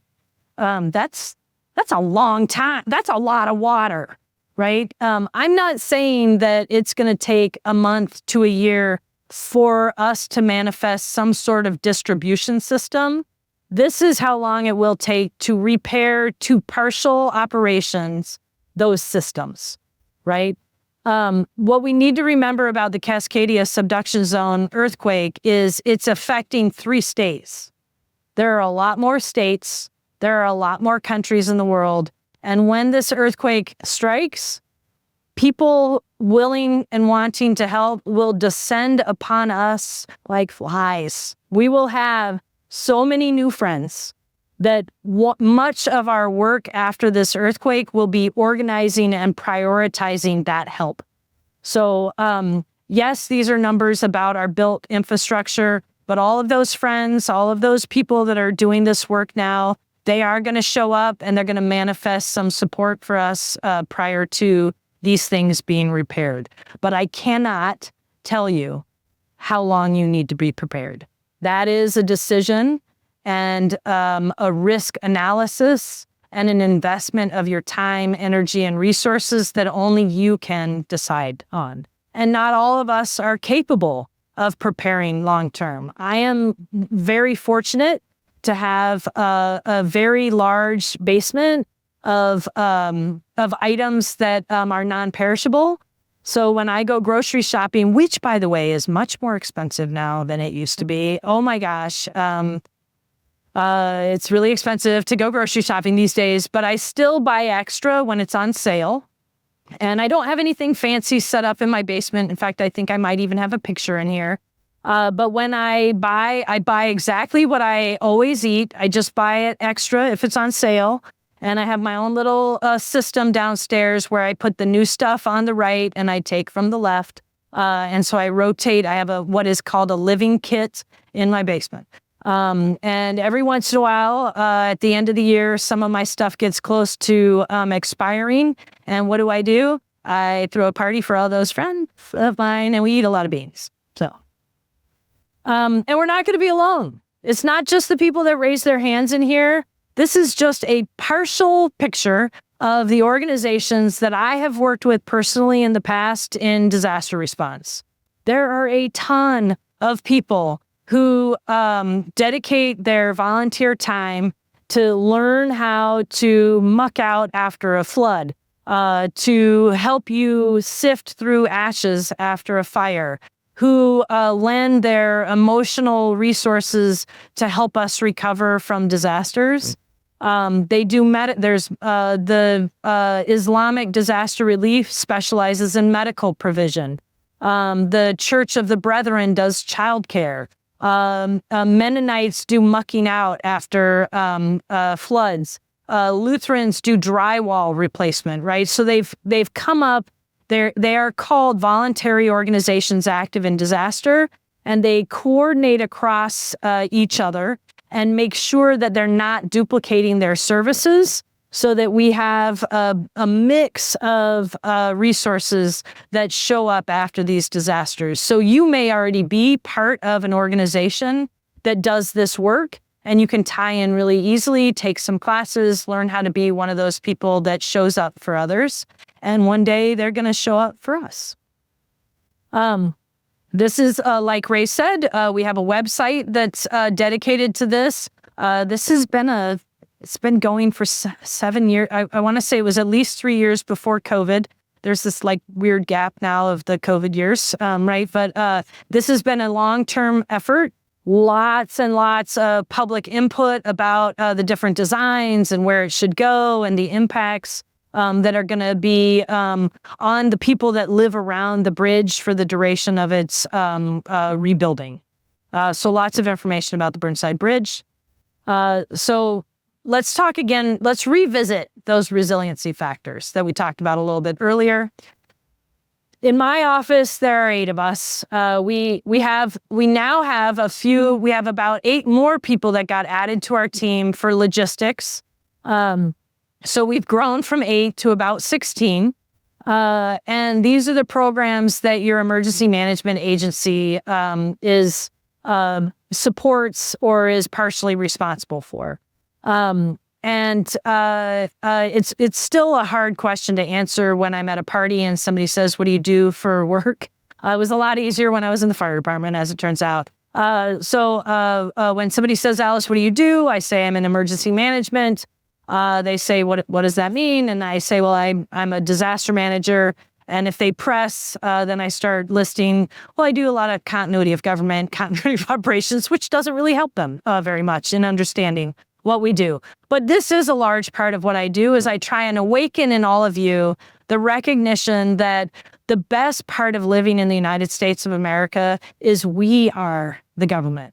Whether you work for the government or not, the United States of America is a participatory government. We are all part of it. Whether you're a school teacher, whether you work for Multnomah County, we all have a role. And my dad was a wonderful example of that role. He was a Marine Catholic Democrat. I thought they were all Democrats. Who knew? But when I would go to a public park with my dad, if he saw trash on the ground, he'd bend down and pick it up and throw it away. He didn't point to the trash and say, "I pay taxes for somebody to pick that up," right? He understood that he had a role, like all of us do, in helping our community prepare for and recover from these kinds of emergencies. I think my job is to work with all of you and awaken in you your roles and responsibilities and capitalize on your subject matter expertise, your knowledge, your skills, and your abilities. I'm a generalist, but out there in the audience is possibly a domestic violence counselor. And a domestic violence counselor, if I ask them, "Do you think you are a disaster responder?" they may say no, until I say, "Did you realize that after a disaster, domestic violence increases about 38%, while simultaneously a lot of programs disappear?" And after that very simple sentence, that domestic violence counselor is now going to say, "You know what? I am needed. I have a role in disaster response.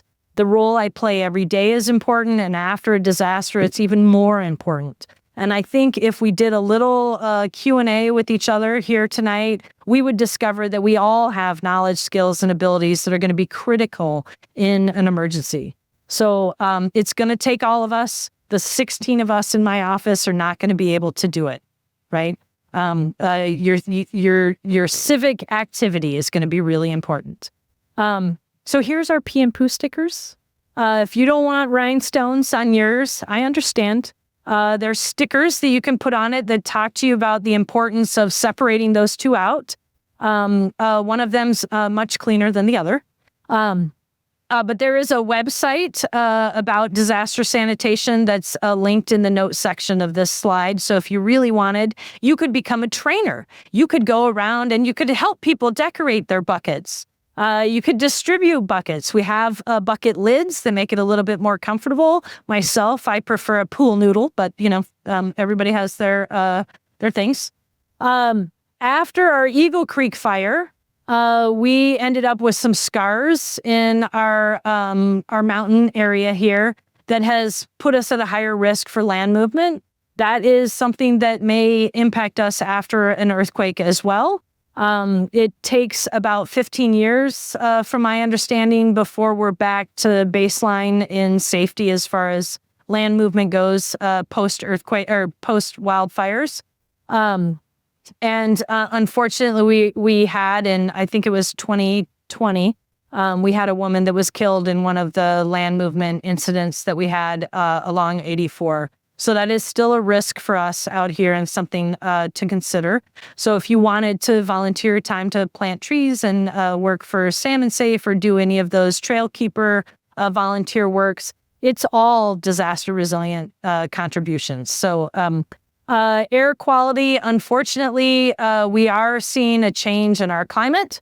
We're having longer, hotter periods every summer here. When I first started at Multnomah County, I used to tell people that I have about 4 months in the year where I'm not going to be available, 2 months in the winter and 2 months in the summer, where we're pretty busy with emergency response. That has turned into I have about 2 months that I'm available to do things like this. We're right at the edge of me not being able to do presentations without telling people I can arrange to do that presentation, but I might have to cancel if we're activated. We do not have much blue sky or routine time at emergency management anymore because we are seeing wildfires, air quality, hot weather, cold weather, much more significant weather incidents every year.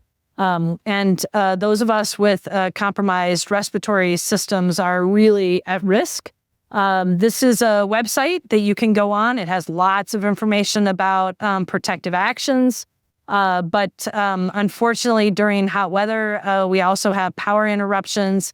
And if we have any wildfires in our area, we have public safety power shutoffs that then mean that we can't clean our air. So we're starting to consider how we can take care of our communities if there's a power outage and people have compromised respiratory systems. How do we get you out of that area? Where do we put you, and what kind of resources we need to have there? So if you would like to staff shelters, we have trainings on how to do that, where you can comfort, calm, and reassure your neighbors and friends. And if that means just sitting at the coffee and tea table and chatting with people and helping them put together their refreshments, that's great. I have a row of people right here that staffed the warming center last year up at the fire station. So it's another way that you can help your community when they're in need. We are, as it turns out, when we designed our wildfire evacuation messaging, we had this red, yellow, green system that we used. And red was level 1, yellow was level 2, and green was level 3. And other people have swapped those. As it turns out, people that are new to this country, if it looks like you're supposed to stop at level 3, that was a problem. So we're trying to work with colors that are not confusing to people that speak English as a second language. So we have a wonderful website now with lots of translations.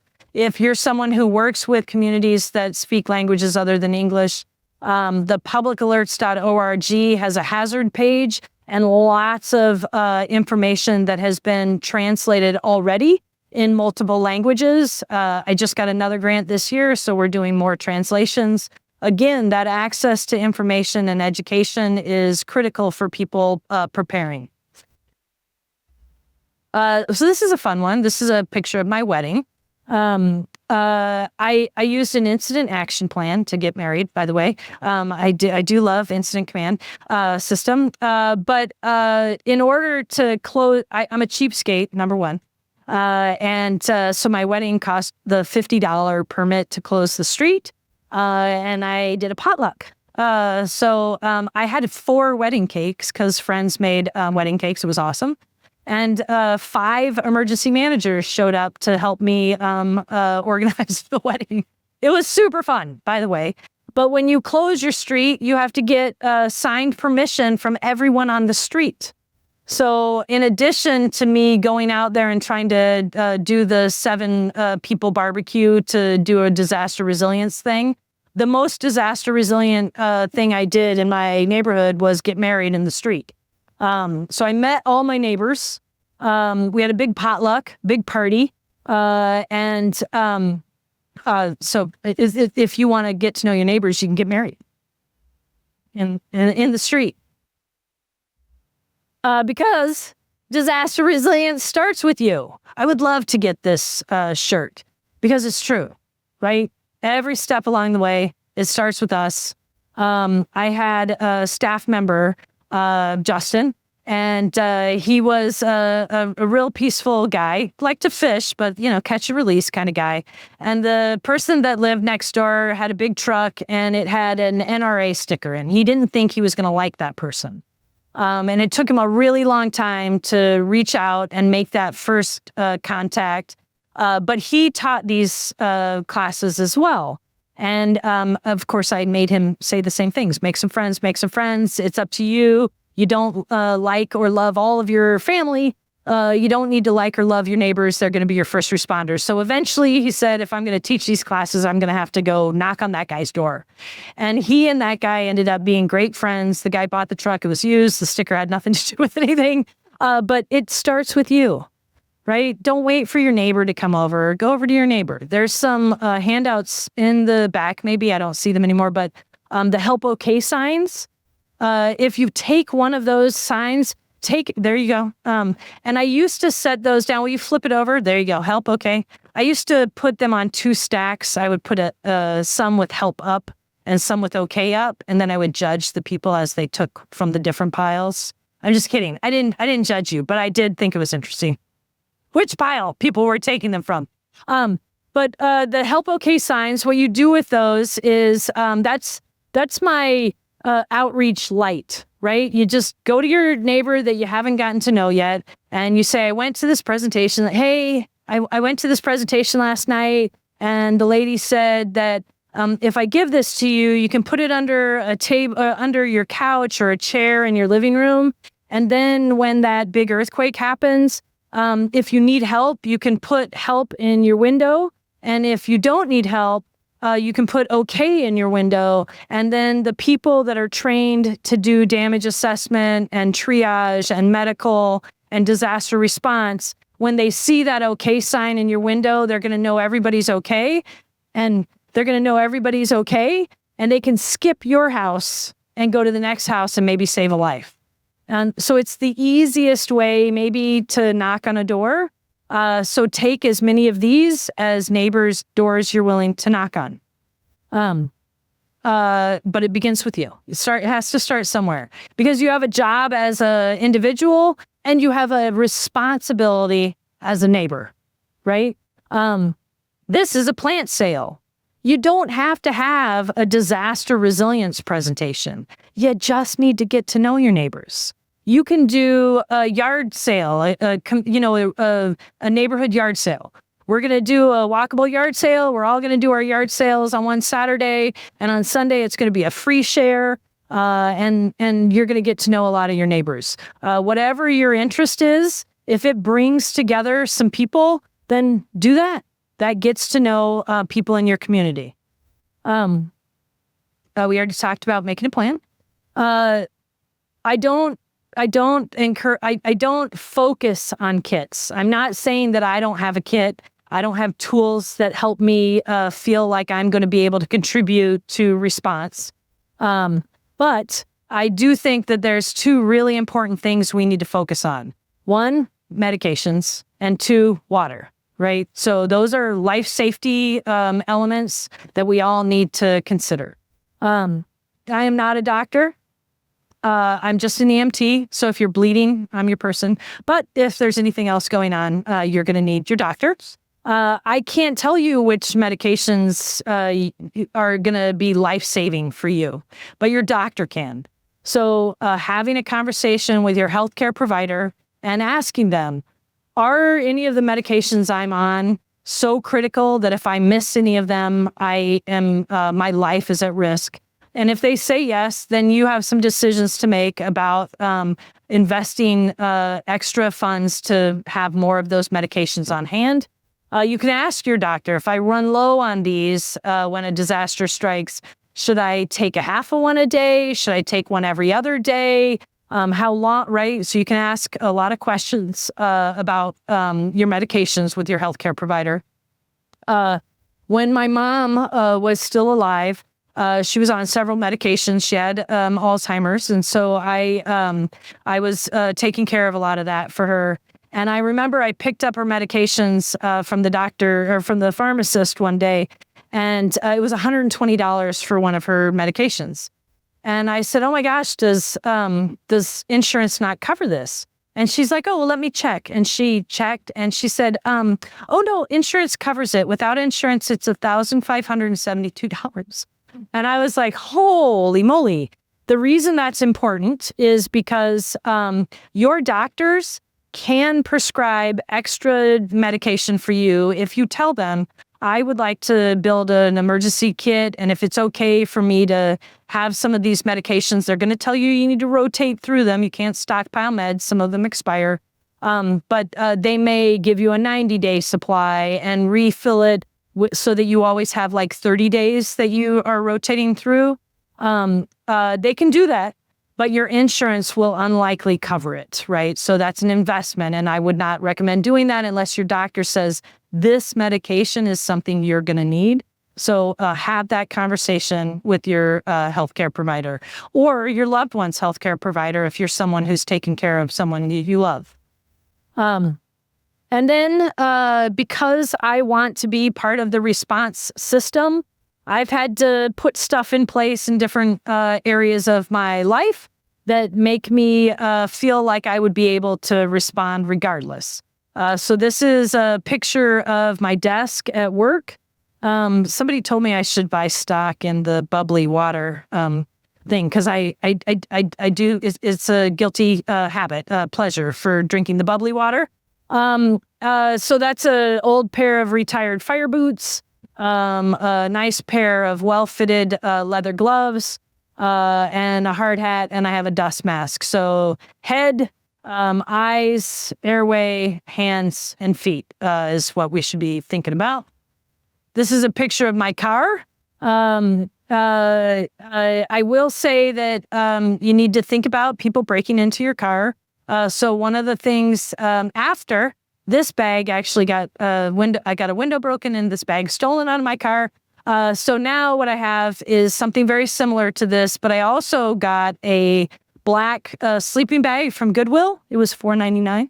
And I just drape it over the back of the car, and I've had that for 8 years, and nobody's ever broken into my car, and I live in Portland. So it's got a crank radio. I've got reflective vests and things that I have put together for the type of responder that I am going to be during an emergency. So as an emergency medical technician, I have medical things in my kit. As an emergency manager, I have tools for the work that I do for all of you every day. Not every day, Monday through Friday. Okay, maybe I do it on the weekends too. This is under my bed. So I have sturdy boots under my bed, my hard hat, a headlamp. I tend to prefer the headlamp so I can be hands-free. This is a picture of my husband's side of the bed. He looks great in those boots, by the way. And he's a Texan. Is something about those big flashlights. He likes the big flashlight. And then the time for us to start getting prepared is long before the emergency has arrived. This is a picture of Hurricane Sandy and a family grocery shopping. I remember the first time I went to a grocery store and they were out of something. I was in Chicago and I went to a grocery store and there were no mushrooms. And so I went to the produce person and I said, "I'm sorry, where are the mushrooms?" And they said, "Oh, we're out." And I was like, what do you mean you're out of mushrooms? But it happens. Our supply chain is really precarious, something we learned during COVID. All of our hospitals used to be required by law to keep a month's worth of supply. So most of them had like an entire floor of a hospital that was set aside for that. That has changed, and they are in a just-in-time resupply.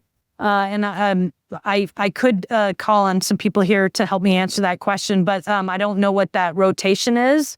But I will tell you that your grocery stores are on a 3-day rotation, meaning that I asked one of the grocery stores recently, and it was on Mondays and Fridays, they get their meat stuff in. I'm making these things up. It was something like this. On Mondays and Fridays, they get meats delivered. On Tuesdays and Saturdays, they get dairies delivered, right?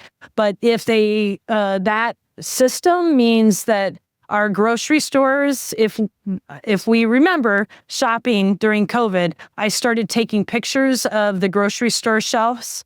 It doesn't take much to interrupt our system. You don't want to wait to build that living pantry until disaster strikes, right? You want to start working on that now. And we already talked about water, but this is the slide that you can refer to when you want to visit those websites and look at the videos that they have. I will say they've got 14 gallons per person that's for the two-week period. And those 5-gallon things are a really nice way to do that. This was a picture. This is what I thought I would have to do for water. But you don't have to necessarily turn your basement into this. I thought this was a much better idea. Right? Can you just imagine the conversations you would have? This is not my living room, but those are water bricks, and you can store water in that for 5 years. They've got a little stabilizer thing. So we bought these actually for our emergency operations center. So we have these at the emergency operations center. This is my living room. I have a Labrador retriever who loves balls. And I like to sit on my beautiful chair that I got at Goodwill. I like to sit on this chair cross-legged and do my work. And my dog used to let her ball roll under my chair. And I would have to get up off my chair, lay on the floor, grab that ball and give it to my dog, who would then let it roll right back underneath the chair. That doesn't happen anymore, right? I will say my husband's family visited from Texas, and it took them 2 days before one of them said, hey, Jason, what's with all the water? What's going on? So my husband had to explain to them, she's a disaster manager. So what I do is, and then people have asked me, where should I store water? Everywhere. Right? I store water in places that I usually lose things. In the back of that cupboard that's way too deep for me to keep stuff. In the back of the closet, my clothes closet, behind the trash can. But again, you don't treat water until you're ready to use it. You don't treat it before you store it. But this is the best place, right? This is one of the best things that we, some of us, are privileged to have, which is a 55-gallon water tank that is strapped to a wall, right? A nice place to get clean, drinkable water after an emergency. My hair wasn't even gray. That picture. Yay! This is what I thought the food storage would have to be. I am a Mexican Indian, and I have grown up eating rice and beans, but even that is way too many rice and beans for me. So what I have shifted to is that living pantry that I was talking about. So my emergency food preparedness is just my sale items that I get. The last thing you want to do during a disaster is introduce new and different foods to your system, because your system is going to be pretty upset after an emergency. If the more you can keep things as normal as possible, the better. The last thing you want to do is have diarrhea or constipation during a disaster. So you're already going to be plenty uncomfortable sitting on that bucket, right? So again, if you have the space, having a pantry that you can rotate items is great. I staged this picture just to remind you all to make sure that you take care of your furry family as well. Oh good, I cut out, you can't see the wine bottles underneath it.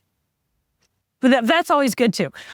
So here's just a few ideas about how you may start working on your community connections, right? So I gave you the yard sale ideas. You can get married in the street.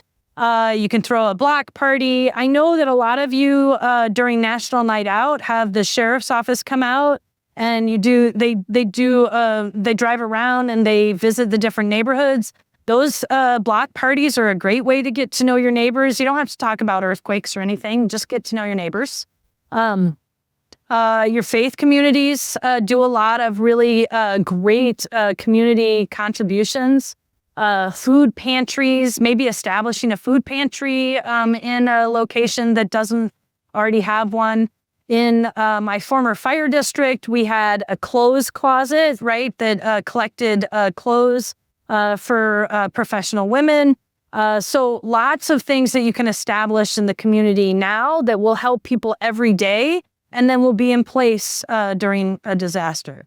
We also have the sheriff's office. A whole row in here is part of our community patrol team. Please raise your hands again. There you go, right? So we have a whole group of people who volunteer for you every day in your community to take training like Stop the Bleed, CPR first aid, radio operations, but they are here because they care about their community. And of course, Red Cross, you can learn how to be a shelter staff. Medical Reserve Corps, if you have any medical training, you can register to so that we can use you to the scope of your training. And this is my disaster resilience team. This is the neighbors across the street that my husband is having chili and cornbread with right now. Of course, not all of those people. Every Tuesday night, my neighbors are vegan. I'm not a vegan, but every Tuesday night I was a vegan. They hosted Tuesday night dinner nights. There's about 14 people in this picture here. Those are my neighbors. I don't have an Excel spreadsheet about the assets that my neighbors have. I know my neighbors. I know that this gentleman here on the left that's leaning back, his name's Glenn Gary, has every tool known to man. He's got pipe threaders. He was an aircraft pilot and mechanic. The gentleman next to him, Leonard, has Alzheimer's, and right. So I know not only people that I consider an asset, a resource to me, but I also know the neighbors that are going to need my support and my help. We have a nurse in that picture. We have people who are construction workers in that picture. And of course, the most important person in the picture is the person in the front right. That's my husband, Jason. And at these dinner tables, we don't talk about earthquakes. We talk about a lot of stuff. We talk about each other, about what we're interested in, what we do, what we did at work that week. But it is a great way to prepare for disasters just by getting to know your neighbors. They are my disaster resilience team. Sometimes the disaster is as minor as I can't come home from work in time to let the dogs out. And if I don't, then I come home to poop on the floor. But I don't have to worry about that because I have 4 neighbors who have access to my house and are willing to walk over and take my dogs for a walk. This is a neighbor, and he's got 2 of my dogs. Well, I only have 2 dogs, but he's got them both, taking them for a walk. Or you can be someone like this volunteer, and she is an older woman, and she was worried about being somebody that was going to need extra help during a disaster. So she started teaching these classes to her neighbors, to her community. She was like, the more people I get to be prepared, the more people are going to be ready to help me after a disaster. So that was how she built her community resilience, was by building everybody else's community resilience. So she taught classes. The last thing I want you to do is be a spontaneous volunteer that is not prepared. So this image was specifically chosen because these wonderful human beings, this is the Christchurch earthquake, these wonderful human beings step forward to help clear things off of people in a collapsed building. But if you're looking at what they're wearing, one slice on one of those guys' arms or legs, and they're out of it. They're out of the game. They're in a hospital that is already overwhelmed with people who need help, and they are no longer able to help others. So if you are someone who wants to stop and help a disabled car on the road, you better have reflective gear in your car, flares, training on how to be safe on a roadway. If you are somebody that would want to step into service like this, then you need to be prepared. You need to be prepared so that you can do it safely and you can keep doing it for as long as you want to keep doing it. If you're not, then you become part of the draw on the system. So I think it's wonderful that these people step forward, but as soon as one of them gets hurt, they're another person we have to help, right? Someone mentioned the community emergency response team.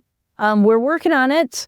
It's a lot of administration to make sure that those organizations are supported in a way that makes you feel like it's a worthwhile program. I've been talking to the city of Portland about their neighborhood emergency team, and I have dreams of taking it countywide. Actually, I have dreams of them taking it countywide. So we're just trying to figure out how we might be able to manifest that. So raise your hand. Go ahead, do it. All right. So that's my partner in crime over there that is also trying to figure out how can we do this in a way that when you're part of that program, you actually feel like it's a program and not something that we're not doing well. But this is a picture of them after they've taken a lot of training and they are practicing in a realistic disaster scenario. And so one of the things you can do is volunteer to be a patient during one of those. It's excellent empathy building, and it helps you understand how to be better prepared yourself. So this is very close to the end of my presentation.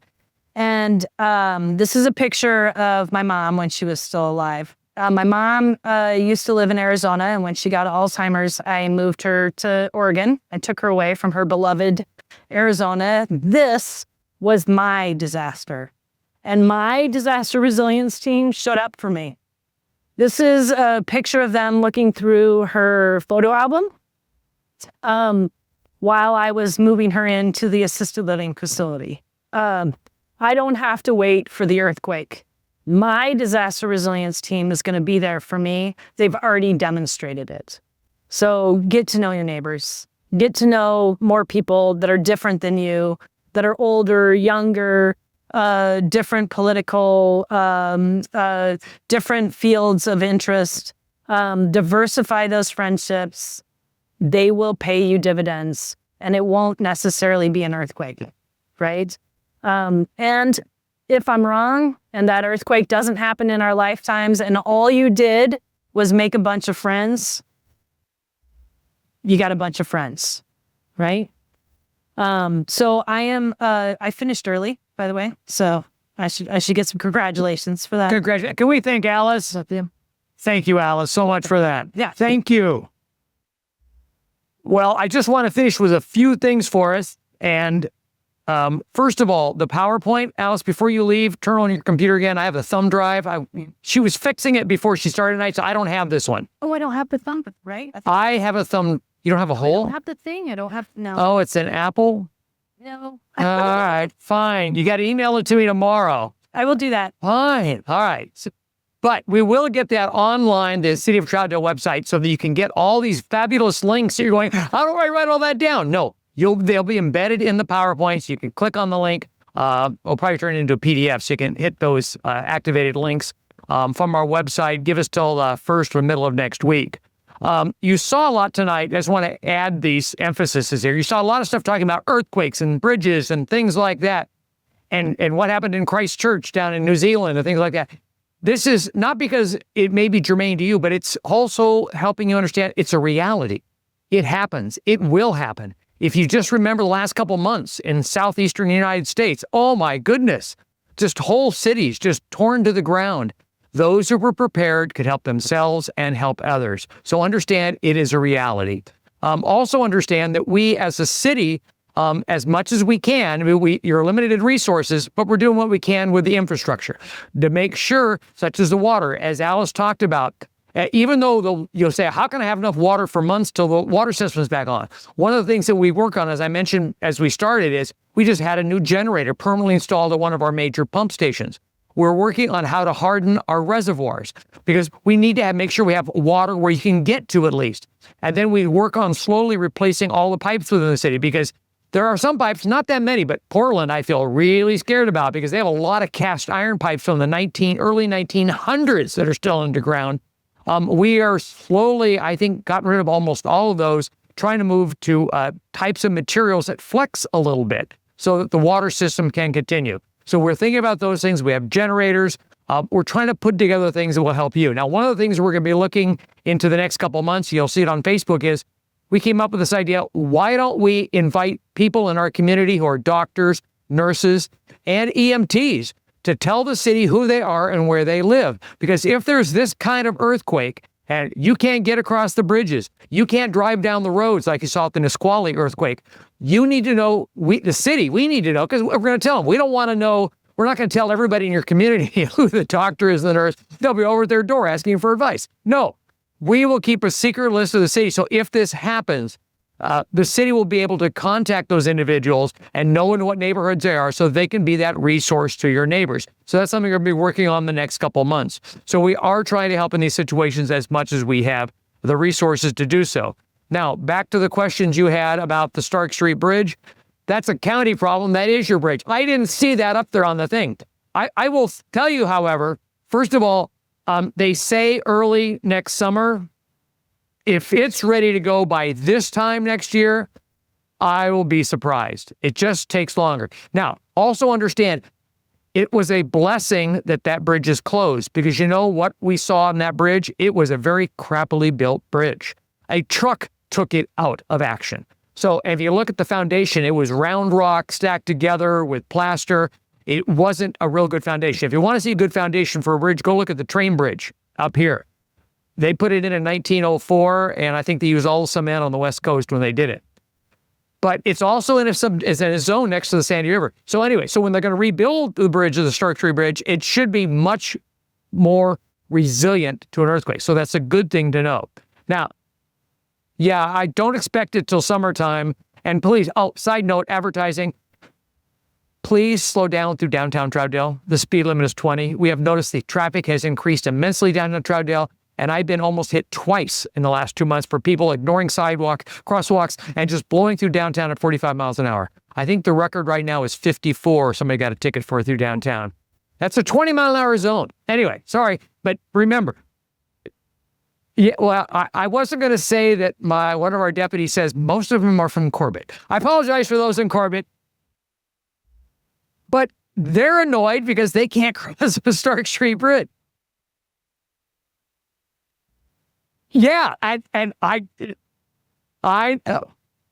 no argument for me. I get it. I just don't hit me, okay? Just don't hit me. All right. So the Stark Street Bridge situation, don't expect it soon. Second of all, PGE. This is a complicated thing to explain to you. PGE has all these systems, how they figure out where they're supposed to go. They have limited resources. If you remember, 2-3 years ago when we lost power for several days, like almost a week, they had crews coming in from Montana, Wyoming, Nevada. They do everything to pull in the resources they can. And when they decide to restore power, they have to start, just think logically, they have to start at Bonneville Dam. Is the dam putting out electricity? Oh, great. Then they have to work on the substations. Is the power getting there, and is it getting out to the main lines? Then they have to repair the main lines. And then they have to look at which neighborhoods are most impacted. We've got 1,000 customers over here without. We have somebody maybe over near you. There's only 10 people out. Where are they going to go first? The 1,000 people. They work their way down that list.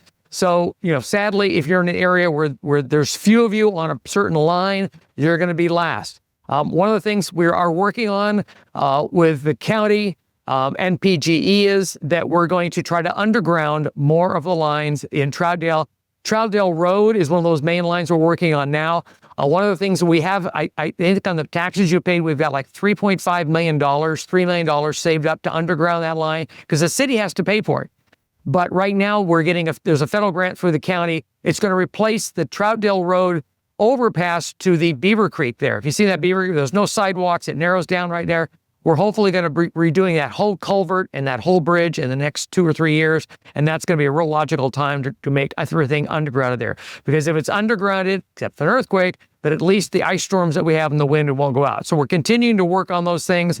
So hopefully that answers those questions. Always, you can get a hold of me. I can find the right answers to you.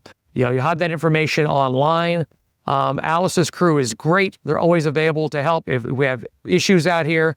The last thing I want to touch on before you go is that as part of this whole project, grants have been great, she talked about. One of the federal grants we're doing for our emergency operation plan is also helping pay for this class and these wonderful giveaways. And like Alice said, it's more important to know your neighbors than to have a flashlight in emergency. It really is. But by giving you these gifts, it hopefully gives you a starting point to know, I need to remember, start preparing, like doing all these great things she said about meeting your neighbors. But this will be a reminder when it's sitting on the shelf and you're pushing it out of the way to grab something else. Oh, I need to get a few more things of canned food. I need a couple more of those water containers. So these are most importantly as a reminder to you to do that. But there's also, as you're aware, we talked about, is the fire that we've had. And so one of the things that you can do in your neighborhood is reduce the fire danger around your home. And so we are having on April 5th, we are going to be having, and I'm going to read this because I was told to read this as the advertisement for it, a wildfire mitigation community workshop will be held on Saturday, April 5th from 2 to 3 in the Sandy Palisades Park area. And it's going to be doing it, people can visit a home in the neighborhood for practices and utilizes the technique, so we'll give examples of how to do it. The city's partnering with the Oregon Fire Marshal's Office, Gresham Fire Department, Multnomah County Emergency Services, and residents of the Sandy Palisades neighborhood to host a community workshop focused on wildfire mitigation. It'll have a lot of speakers and stuff. And so what we have over here, when you leave, there's orange sheets of paper. If you want updated emails and information on how to make sure you know about that class and when it's happening, it would be great for you to sign that out before you leave. And yes. What? I don't believe that. I do believe that Jen Warren from the State Fire Marshal's Office is working on that. She's who got all those pruning tools that we bought with the grant. So I imagine there's going to be some giveaways at this thing too. Yeah. And I know, Becky, where are you? Becky had to leave. Okay. Becky Hunter, who lives in the Sandy Palisades area, has always been a big advocate for that, and she's going to be part of the planning. She's been working with the development department to be able to come up with that program. And so there's things happening all the time. We can't do everything all at one time, and I apologize, everything's not fixed today, just like you won't have everything stocked up in your house today. But it's a gradual process that Multnomah County, the city of Troutdale, we are all continuing to work to improve every budget cycle, more stuff, more things, so that when the big one hits, next year, next century, who knows, we will at least be closer to the better readiness than we are now. So anyway, thank you so much for coming tonight. Oh, do we have any last questions before we go for the good of the order in the back?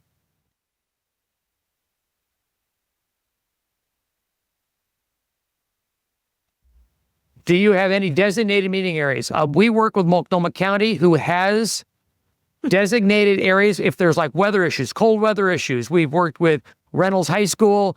We make facilities. Right. And the Corbett High is also looking to be a shelter location. We also make available like this building here for people to go to, so that our places for people to go in those kind of disaster areas, or even when it's bad weather and they're. But I would say that oh, that's right. I'm gonna be in the thingy. The Portland has that basic earthquake emergency communication nodes. And that is a kind of a holdover from wildfires, where we would go into a neighborhood and we would develop it's a terrible name. It's called a trap line.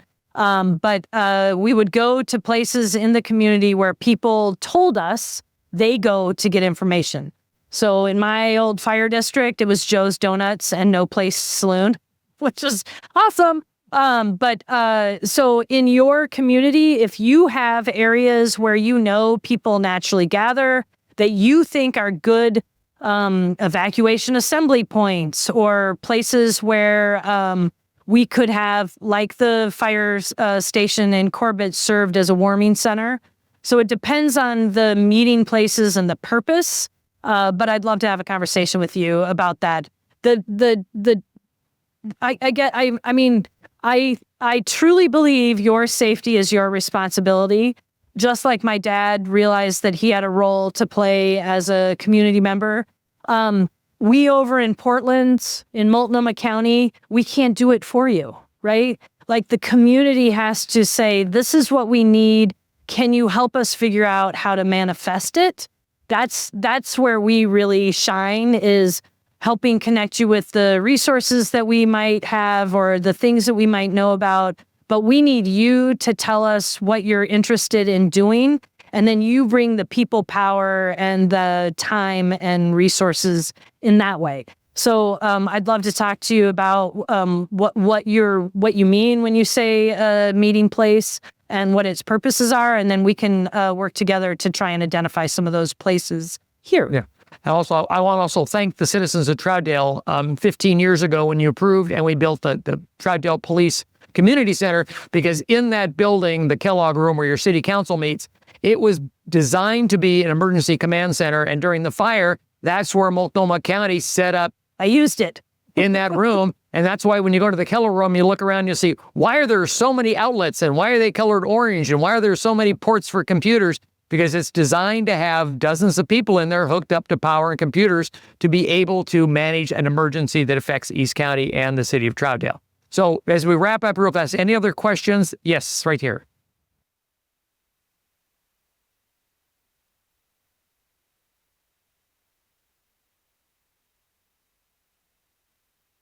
Troutdale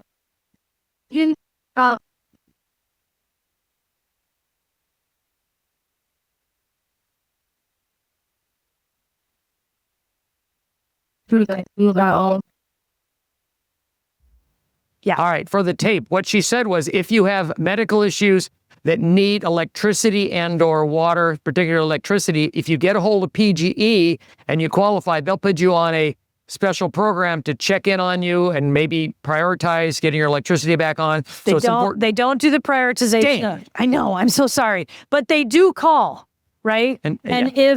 if you had said, I do need help, then they call us.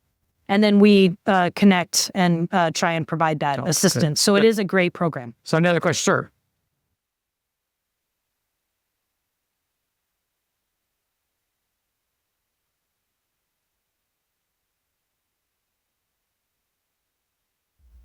Oh, that's so interesting. They're still studying that. Right? Because it is still a volcano. There's not conclusive evidence about that happening. And I'm not sure where they are with that research, but that is something that they are studying. Okay. Anything else for the good of the order? All right. Well, fabulous. Well, don't forget when you leave, one per family. We're going to have, for each family, we'll get a bag and a flashlight. And thank you again all so much for coming tonight.